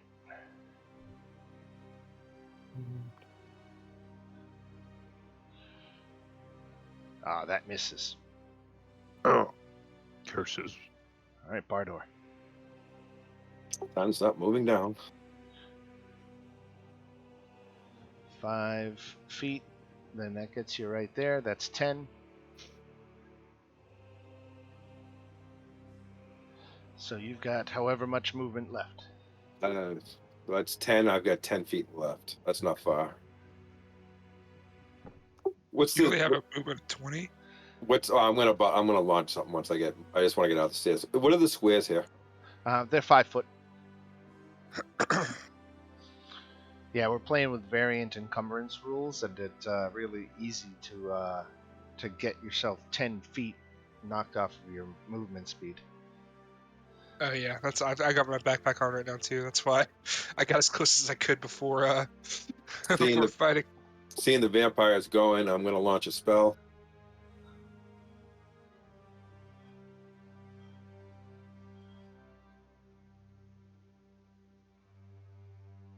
$13, and that's at Doru? That's at the vampire. Yeah, alright, just missed. Right. Alright, and if that's it, we go to Marius. Alright, I am gonna hit him with a mind sliver. I'm gonna sheathe my sword, and hit him with a mind sliver. That's an intelligence saving throw. 19, he crushed it. Damn. Alright, let me see what happens with fails. Nothing happens. Alright. Too bad, so sad, Mr. Murmur, or Ms. Murmur, I should say. I know, right? So I'm just reading something. Is rage considered It's a bonus action. Right. Okay. So I was just making sure about that.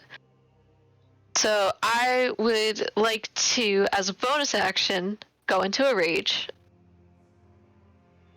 In order to try and get advantage on my strength check.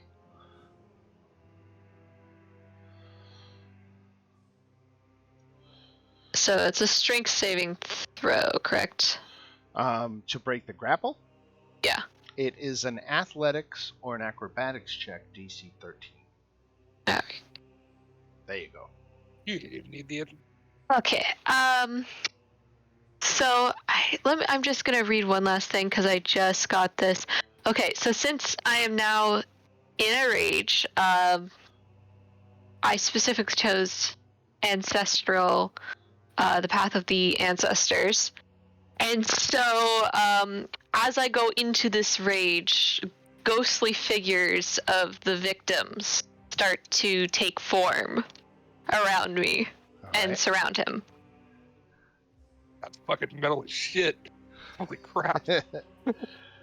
Until And the that's start kind of of the your idea, is that she calls upon victims of whoever she's fighting as sort of her protectors. so, It's like, you want revenge? Now's the time to do it. so he has disadvantage until the start of his next turn. Yep. Until the start of your next turn. That target Yeah, that isn't against you. And when the target hits a creature other than you with an attack, the creature has resistance to the damage. So that's a challenge. That's throwing down a gauntlet. Come get me. Alright. Keldrin. Alright, I'm gonna attack again. We're gonna see if this... I tried to fix this on D&D Beyond, so we'll see if it works. Nope, that's just the damage again. Okay, Right. so that's the damage. If I hit, let me... I'm gonna again roll a rapier attack, even though Okay. that's not Right? No. what it actually A is. substitute for that, right? Okay, so it's safe to say you hit for 13 psychic damage. Yes. Alright. And that is all I will do.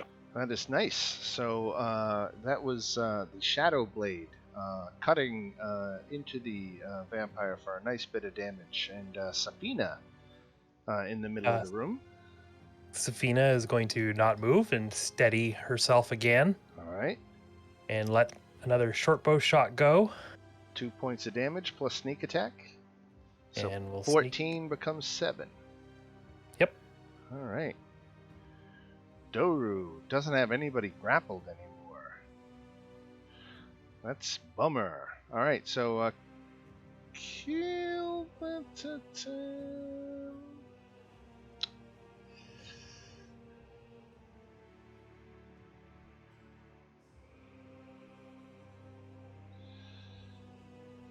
Alright. He's gonna dash. Keldrin, Marius, and Murmur take an opportunity attack.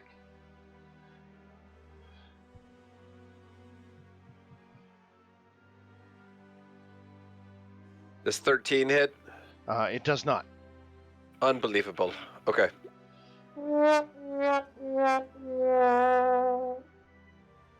Man, we are just covering ourselves in glory right here. Alright. I haven't been able to roll anything tonight. Marius, you got an opportunity attack? 1 for 3, Marius. Let's do this. You're muted.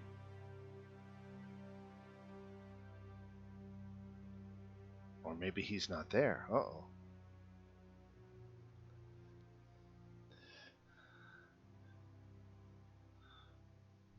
You with us, Marius? Alright. Let's see what we can do about that. I got Marius's sheet here. I can roll a simple op attack. That would be with his longsword. Normal roll. Oh, and he missed. Look at that. Just barely, though. Alright. Wow. 1, 2, 3, 4, 5, 6 is one movement. Then he's going to move again. 1, 2, 3, 4, 5, 6. So he is gonna got this railing between you and him, Bardor, so it's giving him partial cover. But that's as far as his movement could take. He's making a dash to get out of the basement. I didn't take it earlier. Since he's come this close, can I burn my bonus action? No, you gotta. We can't abuse that too much. No, I didn't know because he would move. That's okay. Right. All right, Darian. All right, I'm going to start making my way downstairs.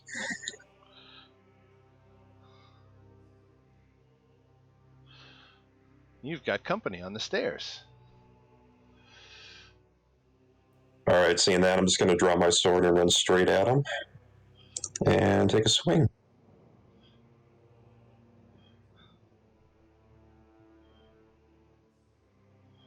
Oh, that hits. 10 damage, halved to 5. All right. Actually, I was going to... Might him. Yeah, I was about to go burn a smite on that guy. Oh, smite. Yes.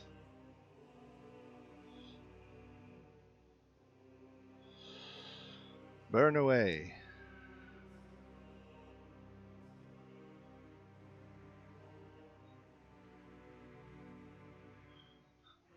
All right, 9. And what kind of damage is that? Oh, that's radiant. Radiant damage. Okay. So just the 9, right? Mm-mm. Does an extra D8 against undead. Yeah. Oh, I see. So 14. And I have to mark him as having taken radiant damage. That does bad things for next turn. Right. All right, Dunovich, for his part, is 2, 3, 4, 5. Safina, you can take an up attack if you want. All right, sounds good. Okay, you down. That's not- the 10. That's the 10. That's not an advantage. Oh, I see. 10 is enough, though. He's armor class 10. So, All right, cool. the non-lethal damage you take down. Father Dunovich, I take it? Yep, give him a whack. Non-lethal? All right. Yep. I don't know how you. I guess you could just bund him on the top of the head with the hilt of your rapier. There's Yeah, no- that works. Right. All right. So Dunovich goes down, and then we go to Ravaxa. Right, as a bonus action, I am gonna cast Zephyr Strike. Then I'm gonna shuffle sideways. Looks like that was the damage roll. Is there an attack roll associated with that? Oh, yeah, okay, I don't know. I don't like how it does that. What the spell does is, once before a spell end, you can give yourself advantage on one weapon attack roll on your turn. The attack deals an extra d8 force damage on the hit. So Okay. I'm gonna shoot an arrow at Doru. No, that's gonna be advantage. Where do we toggle that on there? Oh, there it is.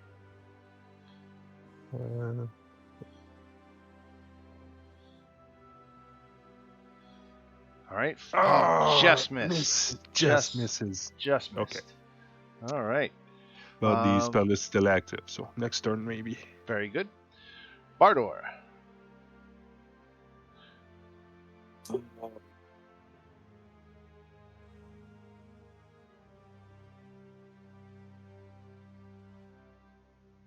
"17 hits.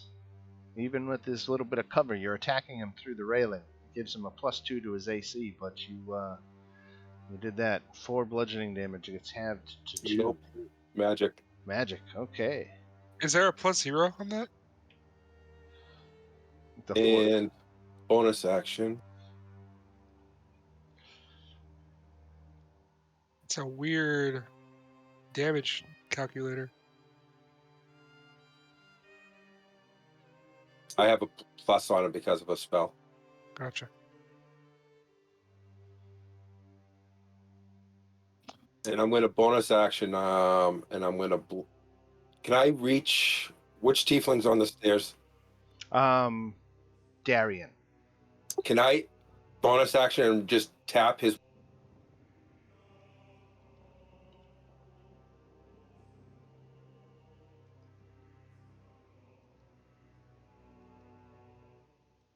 Can you see the name tags now? Yes. Okay.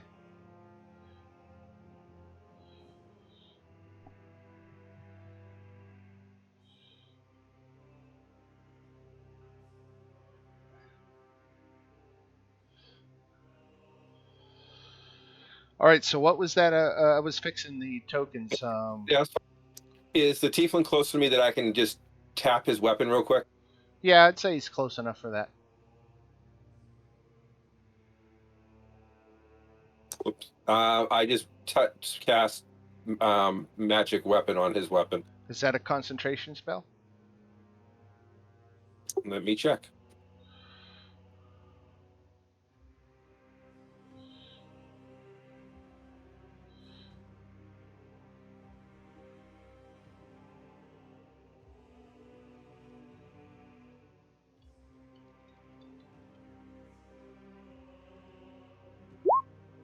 get Yes, it looks like Trying it's to a get it to post in concentration. there. Yeah, it's a concentration spell.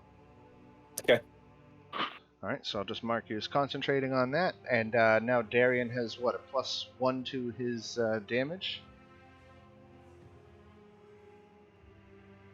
Is that right? +1 to his damage, and it's Yeah, magical. it makes it a +1 weapon. Yes. Got it. All right.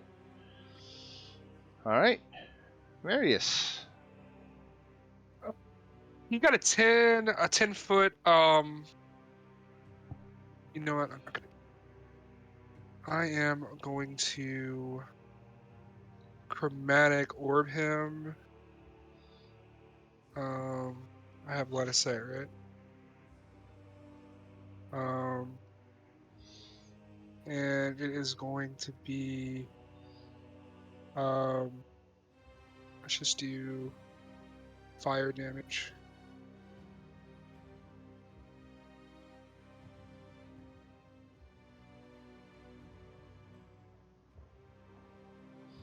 Okay, just missed. What you got, Murmur? Shit spell.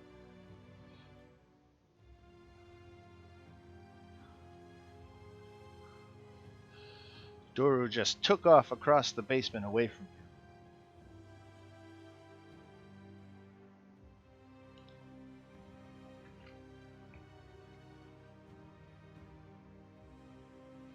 If you're talking, we're not hearing.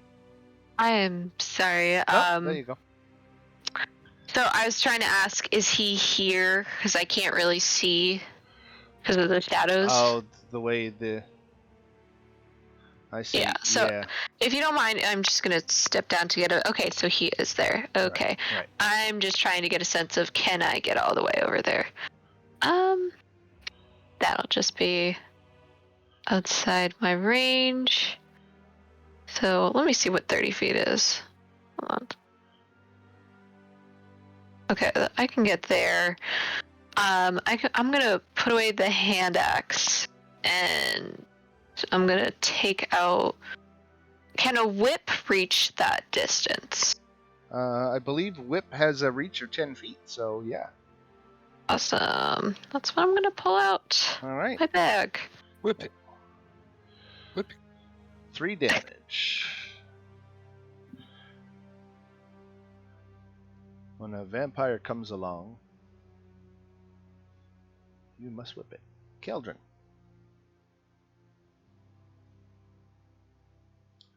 Okay, I'm going to run over in this direction 30 feet to there. And then, let's see, how far away am I at that point? I am 15. like 15? Okay. Yeah. Shadow Blade has the thrown property. So I'm going to take this shadowy blade in my hand and hurl it at that creature. All right. So again, this will show up as a rapier, but it's not Gotcha. really what it is. Huh. Nice. Okay, and then I think I figured out at least this part of it, which is No, I have not. I was kidding about that. Where? Sorry. I'm just gonna do this manually. It should be 2d8 plus 3. Never mind. I can't do it manually. I'll try it again. There we go. There we go. 17 points of damage. That is Nice throw. halved to 8. Oh, it is psychic. I don't know if he has resistance. Psychic damage. Oh no, then he takes it all. Right in the feelings. Ooh. Right in the medulla oblongata. All right, Safina. Steady aim again. Short bow again. Hit again. And sneak attack again. So 10 damage halved to 5. Yeah. You guys are seriously messing him up now. His regeneration doesn't kick in because he took radiant damage. He's going to have disadvantage on the first thing he attacks, right? Somebody imposed disadvantage on him. Yes. Remember? About to say, it's against anyone but me, right. but it was until my next turn. So I'll put it back up. But it basically right, there it says, is, right. So technically it was already the start of my turn. Gotcha. So you're saying that effect is gone now. Yeah, it looks so. He was supposed to fight me, instead he's running away like a coward. So this is okay. The first person you hit when you're raging. Okay, I'm just rereading it. Until the start of your next turn, that target has disadvantage. All right, yeah.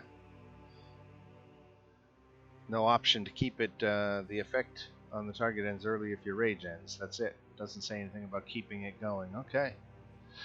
All right. So he's no longer got disadvantage. He is near annihilation. He's got one desperate play to make. Darian, he tries to barrel through you with the 10. Strength check. He barrels through. Do I get an opportunity attack? Yes.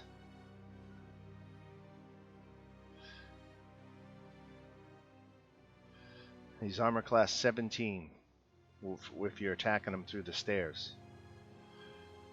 Ooh. Oh no! All right, so he gets to the top. So let's do. Do I get one as well? Yeah, you're gonna get one right here as soon as he hops up out of the well into the bottom of the church. So go ahead and take yours now.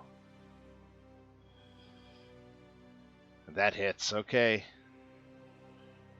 Roll the damage. 10 damage gets halved to 5. Nope. Magic weapon. Magic weapon takes him out anyway. You stopped him. He was almost home free. So let me give you a little bit of experience here for this.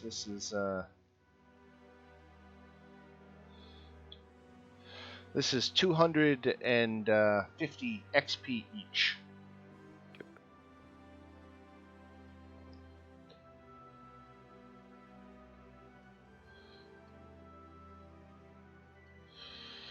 So you have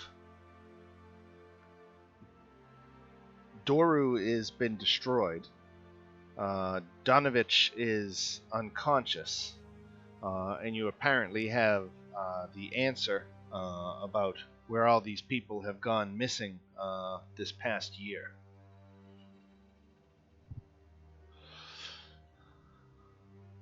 Check. Yep. I would like to search Donovich's. Just search him to see if he has anything of interest on him. No, other than his holy symbol of the Morning Lord, he doesn't have much in the way of possessions. Really, the man has lost everything, even his sanity. Yes. His office. Does he have an office here at the church? Yes. Oops. Let me call I'm this. gonna I'm gonna yank his holy symbol off him in disgust and offer it to Marius. I he hands it to me, and I snap my fingers, and a little bit of fire comes out, and I start roasting it over the top.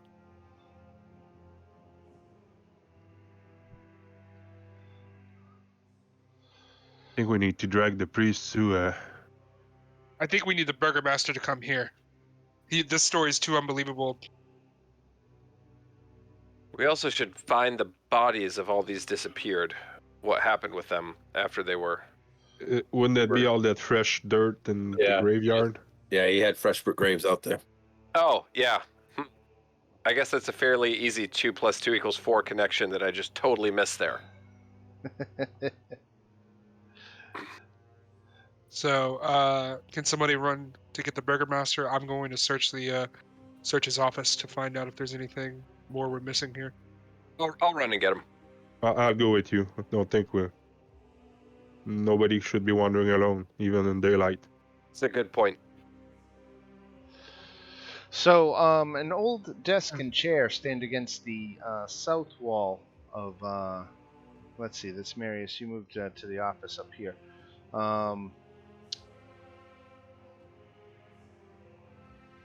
Not much in here. There's a wooden cabinet containing a tinderbox, a few boxes of candles, and a couple of books. But nothing really useful. Can I make a perception check to see if I see anything, or an investigation check? Sure. All right. Make a investigation. I just moved Nope. everybody else back upstairs. Nothing here. I walk out and clearly frustrated, and I say to the group, I didn't find anything. I check out the altar area. Just give it a good once over. Right. I didn't see anything in there, but that doesn't mean there's nothing in there. The chapel is a shambles with overturned and broken pews littering the dusty floor. Dozens of candles mounted in candlesticks and candelabras light every dusty corner in a fervent attempt to rid the chapel of shadows. At the far end of the church sits a cloth-scarred altar, behind which kneels... that was when he was still there. But there's a long, thick rope stretches up to the bell tower. The other rooms, Doru's old bedroom, Donovich's bedroom, and then the trapdoor room, don't yield any kind of treasure or anything of value.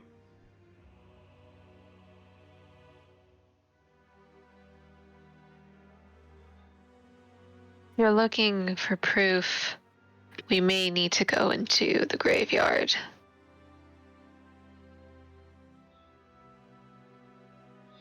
Are we about to become grave robbers? Not Well, robbers. it was smart if you think about it. The best place to hide bodies where no one would look. So the two who went to fetch the burgomaster were able to find him at the tavern. It is about 11 in the morning at this point. So he was there doing some business, and he quickly jaunted up here. Couldn't believe his ears. Did you tell him that Father Dunovich, what he's been doing?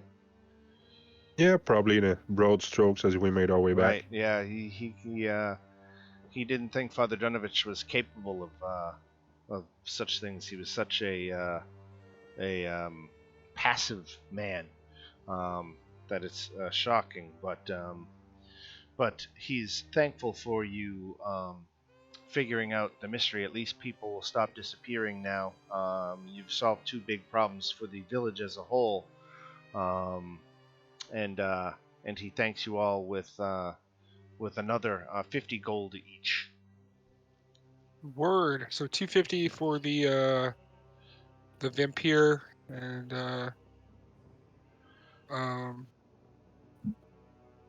250 gold for the task. Well, the 250 was XP. Oh, XP. Yeah. Who needs XP? We want gold. Said no one ever. My gold and I want it now. I don't know. I think XP is pretty important. Yeah. All right. All right. We took out XP the guy. We sluts for found the win. people. It's almost lunchtime. We got to go save the wine now. Agreed. That seems like an important thing. For I feel like lunchtime, maybe we yeah. should finish with the church. You know, like when we were 100% sure that's what happened. Yes, that Father Dunovich was the one responsible. He didn't have to resort to violence. Most times he just tricked people into going into the Undercroft. But there have been occasions where he had to go clunk someone on the head and drag them. We can leave the father with the Burgermeister, and I'm sure in interrogation he will confess. The Burgomaster says he's a little short on solutions. What do you do with a convicted murderer? I mean, he says they haven't had a hanging in the town for many decades, and he would hate to be the first. I don't know. It kind of sounds like your job. Do you want me to send him to the Traveler? Well, perhaps it's Ismark says perhaps it's best not to make a big public spectacle of this. Perhaps it would be best if we dealt with this quietly. Maybe just exiled him. What do you think? We can repeat the process elsewhere. Well, his Kinda son thought- is dead now. Well, What if he took some liking to what he was doing? Mm. I'm going to walk over and if no one stops me and drop a spell in the chest. Drop a what in the chest? Sorry. A spell. On like the body of this guy? Yep. Okay. On Father Dunovich? Okay. Oh, well. I guess that decided that. All right. What'd you do? What spell was it?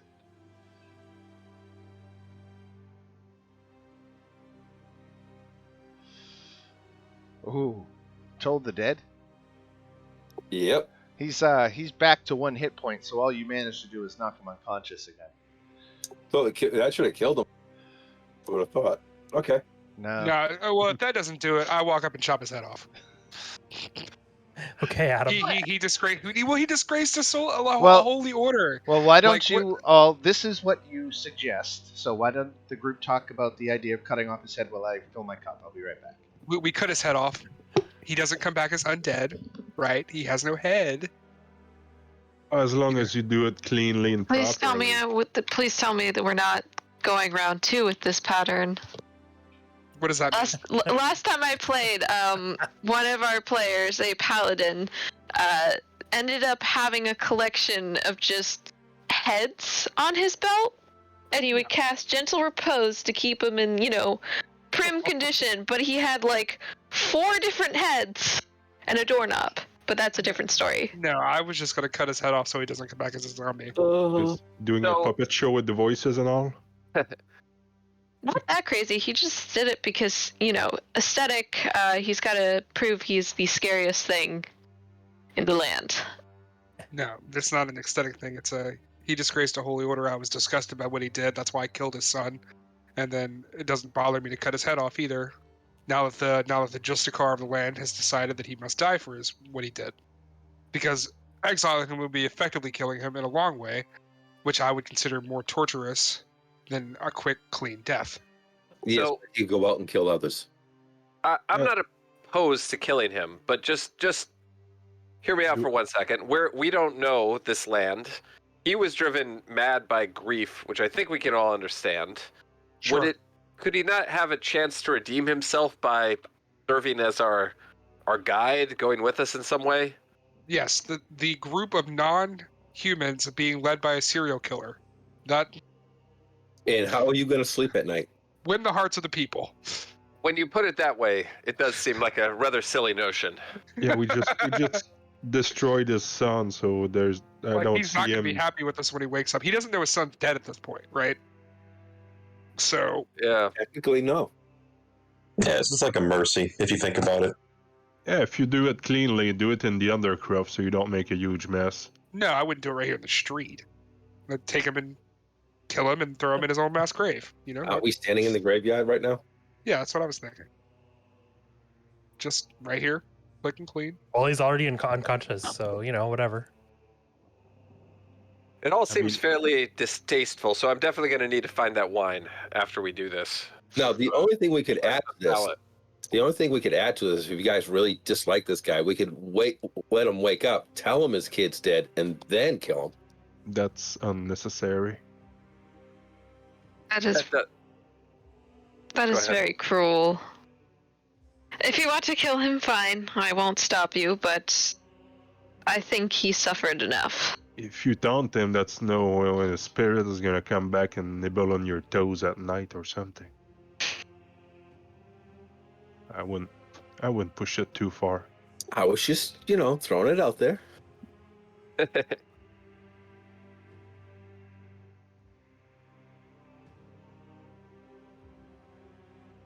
I'll do the deed. I'll do it, and I'll even take him out back where nobody can see it and bury him myself. Yeah, go ahead. Like, she's not gonna stop you. Like, Murmur's not gonna stop you from killing him. She's not. She's just like, let's not cross the line this early into the game. Where we're like, we're gonna tell him that his son is dead, and then we're gonna kill him. Yeah, let's not Yeah. become worse monsters than his son. Yeah, death is a part of life, and one must pay for their transgressions. So, what did you savages decide? Well, we're gonna take him out like Lassie and just shoot him and bury him in the garden. Look at the flowers, Father Donovich. Yeah, Look at the yeah. flowers. So no, I take him out behind the church, and before he wakes up, I give him the kiss of death, and then clean my blade with holy water, bury him, and then pray sanctification over the body and the ground of all the dead people that he All killed. right. Ismark isn't gonna stop you. He sees it as a suck decision, but probably the best way to handle it. So Should So we burn that- the church down too? that's not necessary. I don't think. Could you send to Valaki, maybe send word for someone to come over and take over the church? That might give back some hope to Get back. the Gotta take care of my son. citizens. Right. So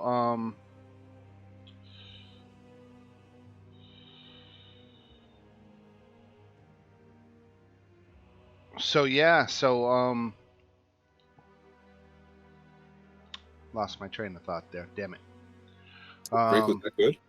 Yeah, well, I know, right?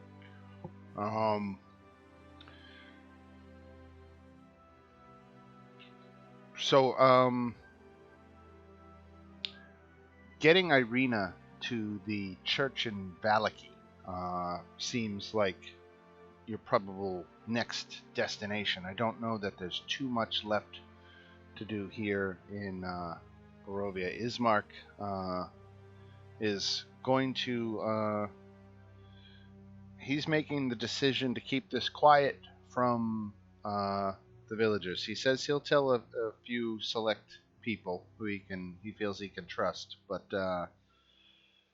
he doesn't want the town to be further demoralized by having a friggin' priest serial killer.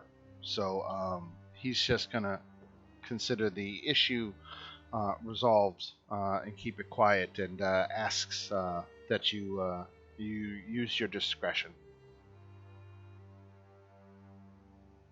Of course. All right. So are you trying to say no wine? So yeah, the wine is definitely a problem. He says if you figure out, if while you're traveling on the road you see, there's usually a wine cart delivery. And so keep a lookout on the road for if something happened to them, that would be terrible. Where does the cart come from? It comes from the western part of the valley. There's a vineyard called the Wizard of Wines to the south of the village of Kresk. South of Kresk? Right.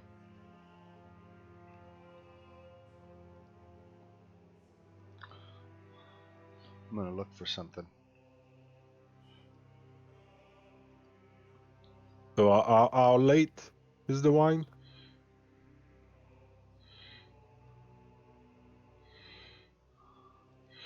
It's several days. It was due several days ago. They don't have a super tight schedule. They just show up about every couple of weeks.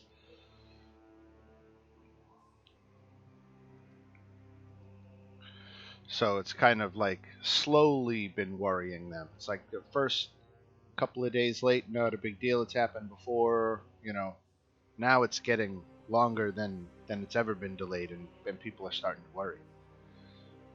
And what time is it? And I guess the reason I'm asking is, if we left, could we make it to Valiki by nightfall? So let's see here.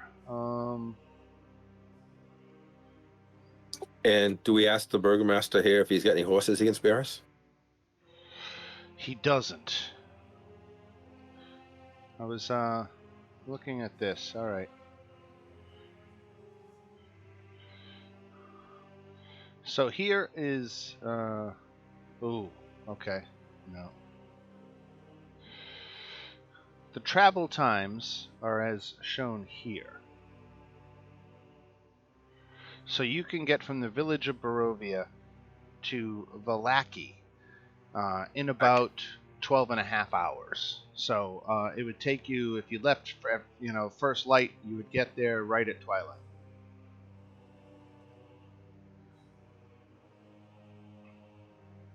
Well, what do people think? Is it better to leave now and make camp on the road, or stay one more night here and then head out? Well, the wine's over by Kresk, right? Right here. Let me show you And this. Kresk is only 8 hours. It looks like. So this is your handy dandy map of Barovia, and so you can see if you open up the image in that handout that the town of Kresk is all the way on the left side of the map, and going down from there, there's an expanse called the Vineyard, which is. Oh, okay, I was just reading the time chart, and I thought it said it was like 8 hours. My bad. All right, I'm back. Hey. What are we doing? That remains to be seen. It seems like most of the village Barovia stuff is done, and now your attentions are turning toward protecting the young Irina from Strahd's predations. So the proposal is to go to Valaki, and the question is, do we leave now and camp on the way, or do we stay the night and make a very full day of travel tomorrow? What time is it? It's we'll say it's noontime now. I'll advance it another hour. I'm just ready to get out of this town. One thing that might be an advantage about leaving now is we could go by that pool where the wizard fell in his battle with Strahd. There may be some benefit to see what remains.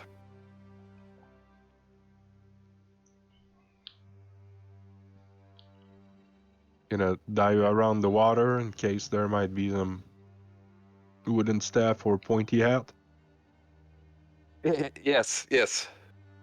That's the general idea.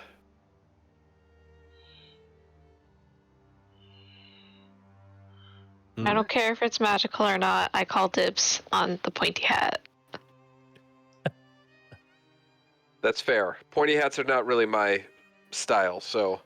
But more to the point, I wonder if there might be some record or clues of what that individual's strategy was against Strahd, and something that could be learned. Right. And it's Can't on the hurt. way. It certainly can't hurt. So you talk about going to by the little square symbols by Tyza Pond? I think so. All I remember is someone saying that at the waterfall, at like the head of that lake, Right. that's where that battle occurred. I don't know if it's those little blocks. I don't know what those little blocks are, but somewhere around there, yeah. That is a Vistani encampment. The Vistani are the Barovian equivalent to real-world Romani or Gypsy people. Yeah. And so that is a semi-permanent encampment. Usually they're nomadic, but that camp seems to have been hunkered down there for several seasons. Plus, that path looks shorter. So an interesting note, as you see this dotted line reconverge with this red line over here, there's actually about 1,000 feet of elevation difference between the two dots. So if you travel on the dotted trail, you're way down by the river, 1,000, or I don't know if it's maybe 1,000, but 500 feet below where this trail across the bridge is. Mm. It's not as apparent in this map because it's all 2D, but that 3D map can really give you some details. Oh, but yeah, we can go by the pool, and it seems to be cutting a bit on the traveling distance. Well, if that's the case, we're going to have to cut through the woods then to get back out, aren't we? It's very steep right there. You'd really have to back if you came down this dotted path. In order to proceed, you would have to backtrack all the way to here, and then take the other fork in the road to go up into the mountain. Wait, why is that? I guess I don't understand that. If this path is the flatter one, right? So Right. wouldn't you be able to just continue on it? You see the little dotted lines Yeah. on the map? That represents 100 feet of elevation change. And so what I'm saying is the dotted trail is the one that's down by the river. It does not reconnect with the trail up on the top. Oh, I see. And so the trail on the top that crosses this bridge. Right. Is Okay, hundreds I of gotcha. feet above Yeah. the dotted trail. Right. Yeah, you Okay. won't be able to go from one to the other, basically. Got it. Right. Unless, of course, we can fly. Right. Right. Right. That would work. I can't fly. I don't. But maybe. Yeah. Anyway. I don't know why I said that. suppose if you wanted to use some climbing gear, you could scale, but it would require gear. So if you had pitons and stuff like that, I would make some checks, and it would take an hour to get up, but we could do it. Well, I defer to the group. It's perhaps I'm the only one who's interested in the fate of this wizard. Well, I'm sure there might be some interesting things to be found there, but I think for the moment, the more pressing thing seems to be bringing Irina to safety. And the wizard won't be any less dead the next time we can go there. That's certainly true. So then, should we set out now? Should we wait until the morrow? I'm good with setting out now. Do we get some sort of transportation? No. Everybody is on foot. We should ask the Burgermeister if We did. He said no. we have a wagon or something. No horses. Well, yeah. If you want to retcon that, he does have a family wagon that he could outfit you with. He doesn't have horses. Is that right? Right. Oh, yeah, it's true. Okay. Right. You kind of need horses. Yeah. Gotcha. So an hour of travel takes you this far out of the village to the fork in the road. Let me get up my areas of Barovia here. And areas of Barovia. Okay. So This is called the River Iblis Crossroads. This is the Iblis River flowing down through here. And an old wooden gallows creaks in a chill wind that blows down from the high ground to the west. A frayed length of rope dances from its beam. The well-worn road splits here, and a signpost opposite the gallows points off in three directions. Barovia Village to the east, the Seer Pool to the northwest, and Ravenloft/Valaki to the southwest. The northwest fork slants down and disappears into the trees, while the southwest fork clings to an upward slope. Across from the gallows, a low wall crumbling in places partially encloses a small plot of graves shrouded in fog.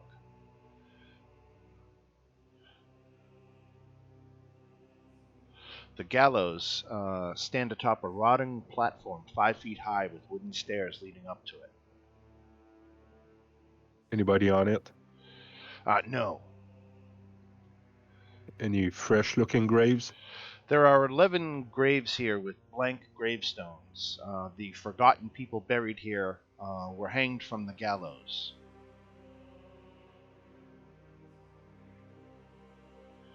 Well, no reason to tarry here, I don't think. Nope. Best just keep moving. Okay, so as you are leaving the area, Caldron, you hear a creaking noise behind you, coming from the gallows. Where there was nothing before, now hangs a lifeless gray body. The breeze turns the hanged figure slowly so that it can fix its dead eyes upon you. And it looks exactly like you. I Now, will. the rest Yeah, go of ahead. you, when you look, you see an unfamiliar Barovian.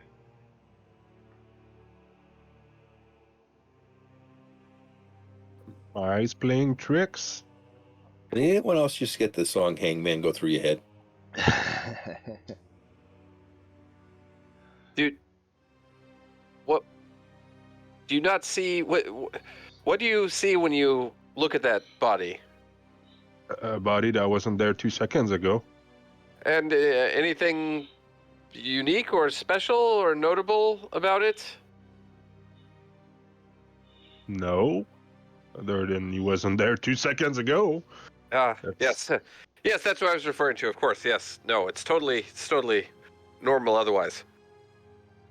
I'm gonna approach and just kind of poke it with the end of my bow. So, the corpse looks and smells real, but it rapidly melts away into nothing as soon as you touch it. Who spiked the coffee? I hate it when that happens.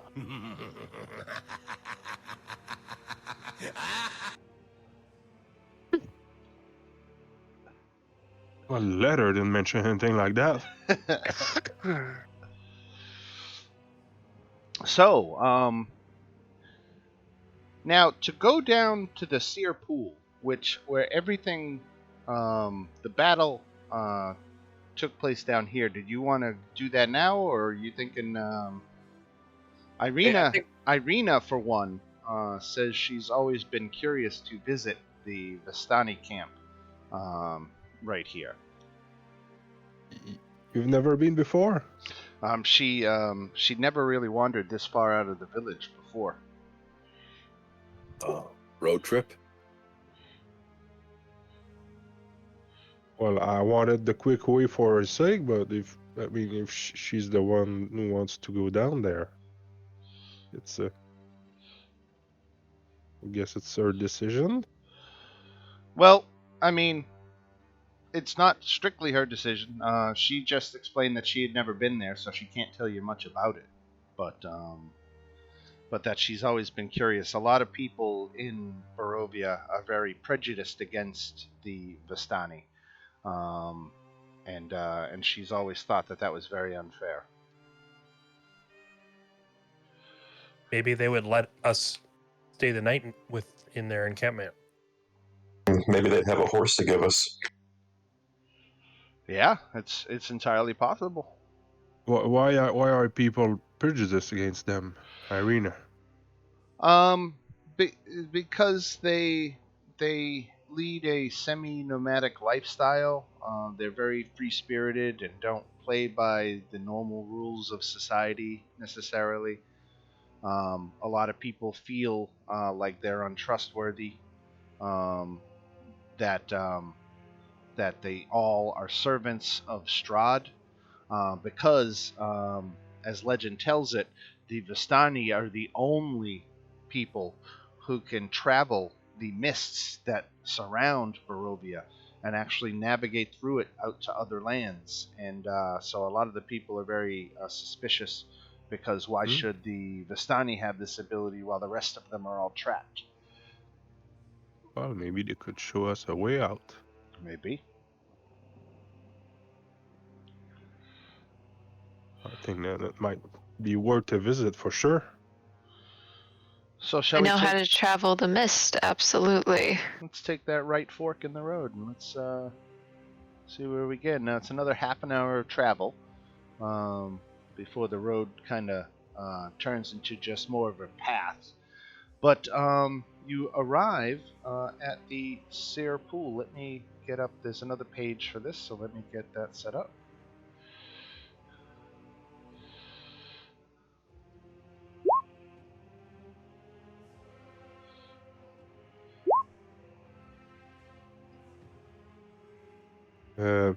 Irina, are they likely to react to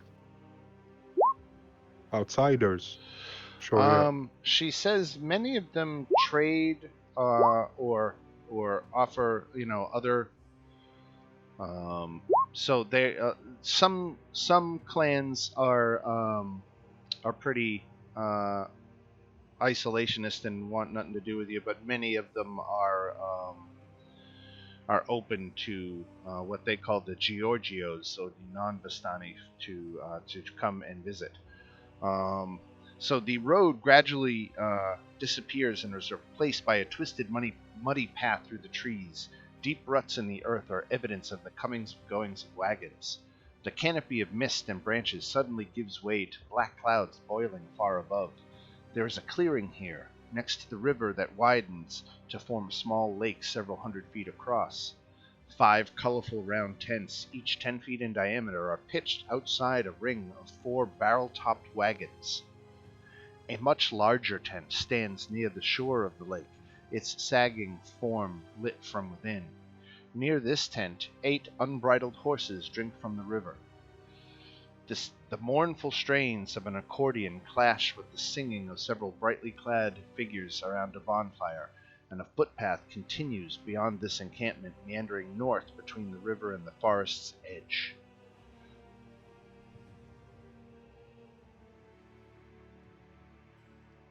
And one question: the battle happened at the pool or at the falls? At the falls. Ugh. Okay. Right. But a lot of stuff that happens, upriver gets washed down this way too, so. Yep. So there's 12 Vistani are standing and sitting around the fire, telling stories and guzzling wine. Some of them are intoxicated and have disadvantage on any kind of interactions with you, but there are some sober Vistani also here.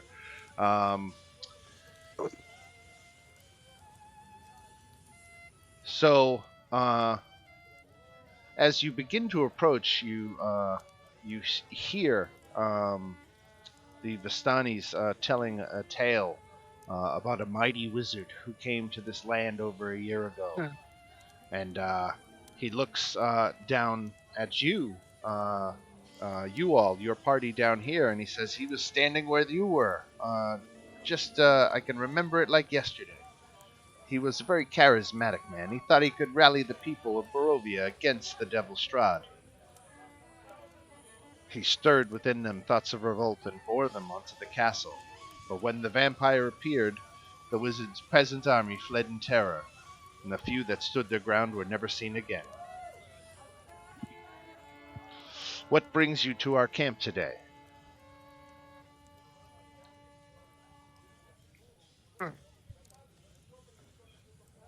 Well, we're on our way to Valaki, and we thought we could behold the falls and the pool on our way there, and stop for a breather and a bite and a drink. She, one of the Vistani, steps forward and says that you should have your fortunes read by Madame Eva. She is a powerful seer, and you look like people of destiny. I don't know. There's danger in knowing one's fate. That's something to be trifled with. He beckons you to go back to the tent that's back here, so that you may meet Adam Eva. She actually foretold your coming, um, and says that she might have answers for you about why you're here and what it will take for you to get home.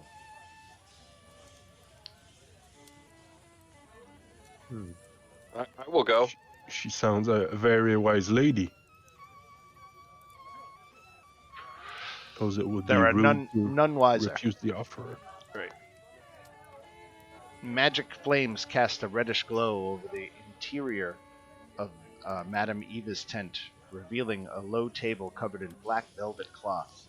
Glints of light seem to flash from a crystal ball on the table as a hunched figure peers into its depths. As the crone speaks, her voice crackles like dry weeds. At last you have arrived! Cackling laughter bursts like mad lightning from her withered lips. Madame Eva takes a moment and speaks all of your names. Murmur, Keldrin, Marius, Darien, Bardor, Safina, and Ravaxan.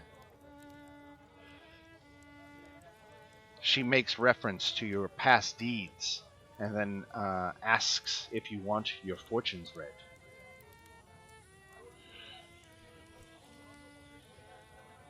Sure. Murmur approaches without another word. Sits down right next to her and says, and offers like a gold coin from her purse.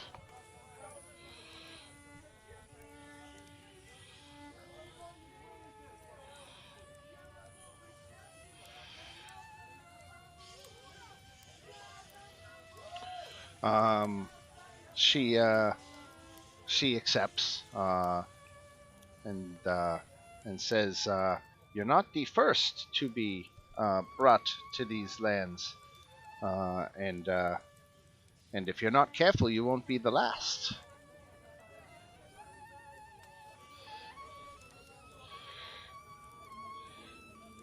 I see visions of travelers like you coming to our land to free our poor prince from his curse.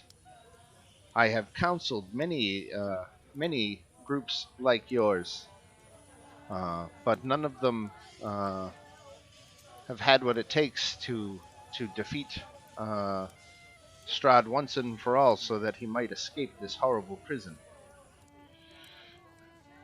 So, what does it take then?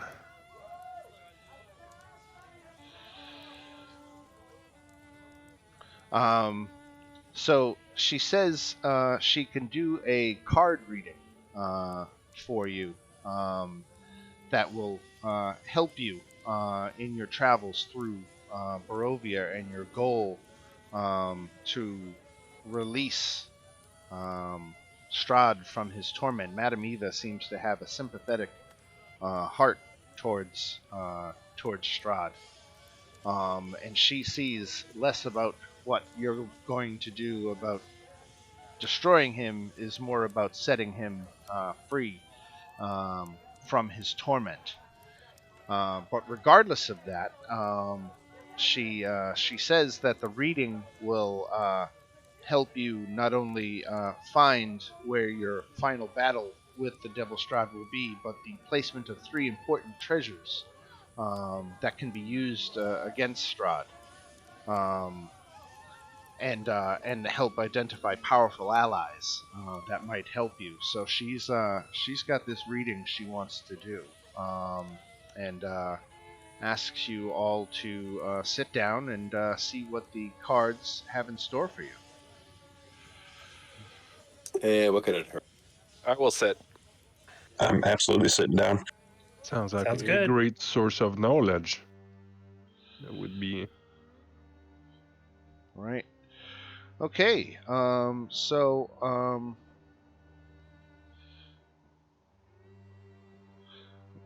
We're going to do this. They're not tarot. They're called taraka in Barovia, and Madame Eva explains that the taraka are commonly used seer tool to glint into deeper meanings and even to future events.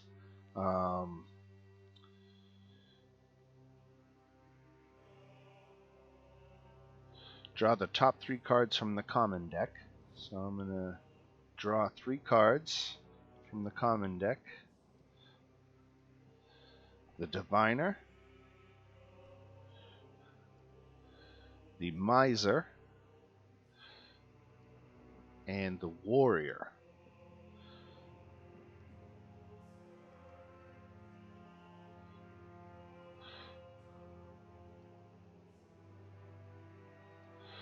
And what do those represent again? So Madame Eva explains that the first card tells of history and knowledge of the ancient that will help you better understand your enemy, and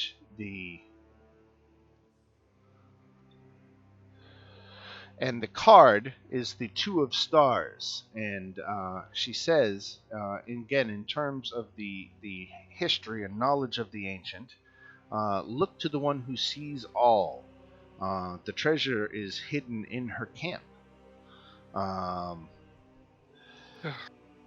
So she says, I think the treasure is right under my very nose, as a matter of fact, and she cackles loudly, and she gives you one of the items that you're going to seek. She says it recently came into her possession, and it's perfect now for you. So congratulations, you drew the 1 card.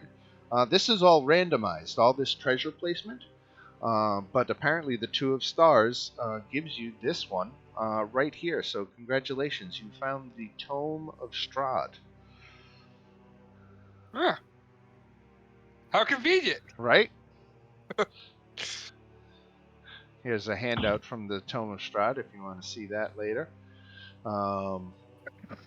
See what a little gold gets you. Right. All right. So let's go back and let's find the Miser. So the second card in the order here tells of a powerful force for good and protection, about a holy symbol of great hope. And she says to look for this symbol for inside a fortress in a place behind the fire.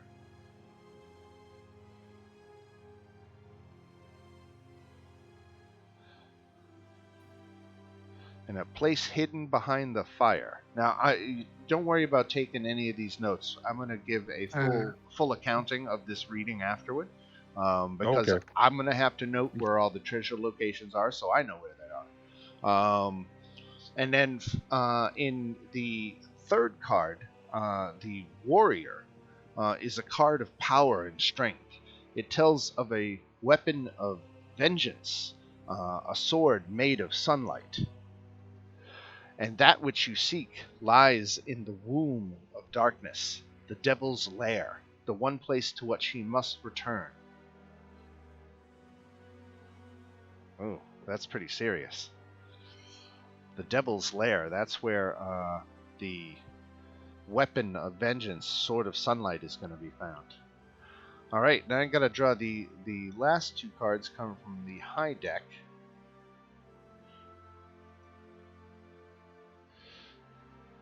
There you go there.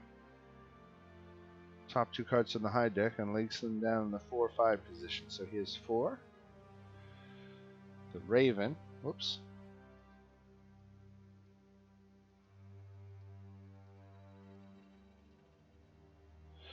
And the other one is the Donjon. All right, so let's see what these reveal here. So the 4th card is a card that will shed light on one who will help you greatly in the battle against the darkness.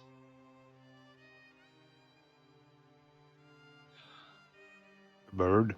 Right. Of course, the bird is Raven, and I'm doing the search feature to find it, and of course Raven just appears like everywhere. So let me see.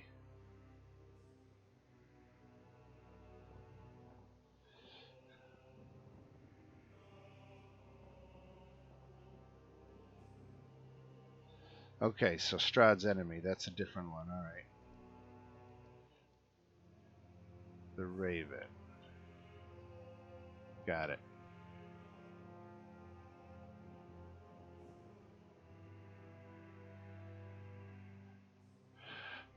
Find the leader of the feathered ones who live among the vines. Though old, he has more fight left in him. So that is the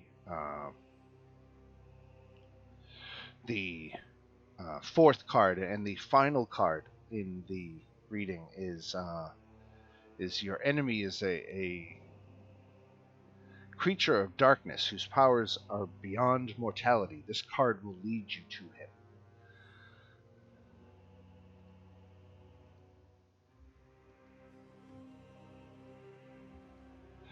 So, look to the mother's tomb, it says. The card that will lead you to him, it says it's Mother's Tomb. So that makes a reference there. So I'm going to be able to take all this and get it all written down so that it's nice and concise. And I'll get that to you before we play next week. I'll probably get it done in the next couple of days. But this is, for me, the first time I've actually done it true random. Every other time I've run Curse of Strahd, I have pre-selected where I wanted to put all the items. And I thought it would be fun having run Strahd, 4 or 5 times at this point, to actually randomize it and see what it did. And good for you guys, you got one of like the 3 magic items that you're looking for right off the bat, because it ended up being with Madame Eva.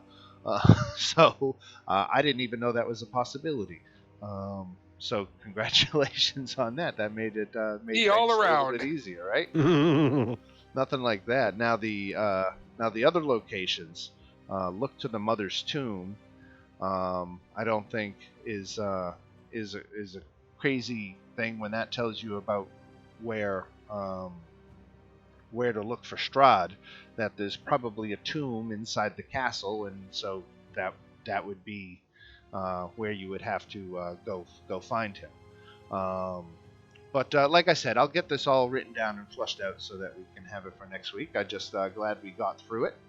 And I think we're on a good note to call it for the night, actually. It's right at 10. And we are still... Let's see, how close are we? Did I advance the time? It's still noon. You did travel for a couple of hours, so I'll put it at 1 in the afternoon at the Vistani camp, and that is where we'll pick up on day 2, 1 in the afternoon. And until then, unless anybody has any closing thoughts or questions? No? No, that was fun. No? Thank you Thank you very much. All right, adding fabulous. me. Yeah, no, thank you for coming. It was a pleasure to have you. It's I think we got a great group going on here, and thank you all for showing up on time. That's always awesome too. Not having to wait. So I appreciate that, and yeah, and everybody have a great week and weekend, and we will see you next Tuesday. Awesome. All right. All right. All right. Have a good one, everyone. See you guys. Take You care, too. everybody. Hey guys. Bye. Have a good one.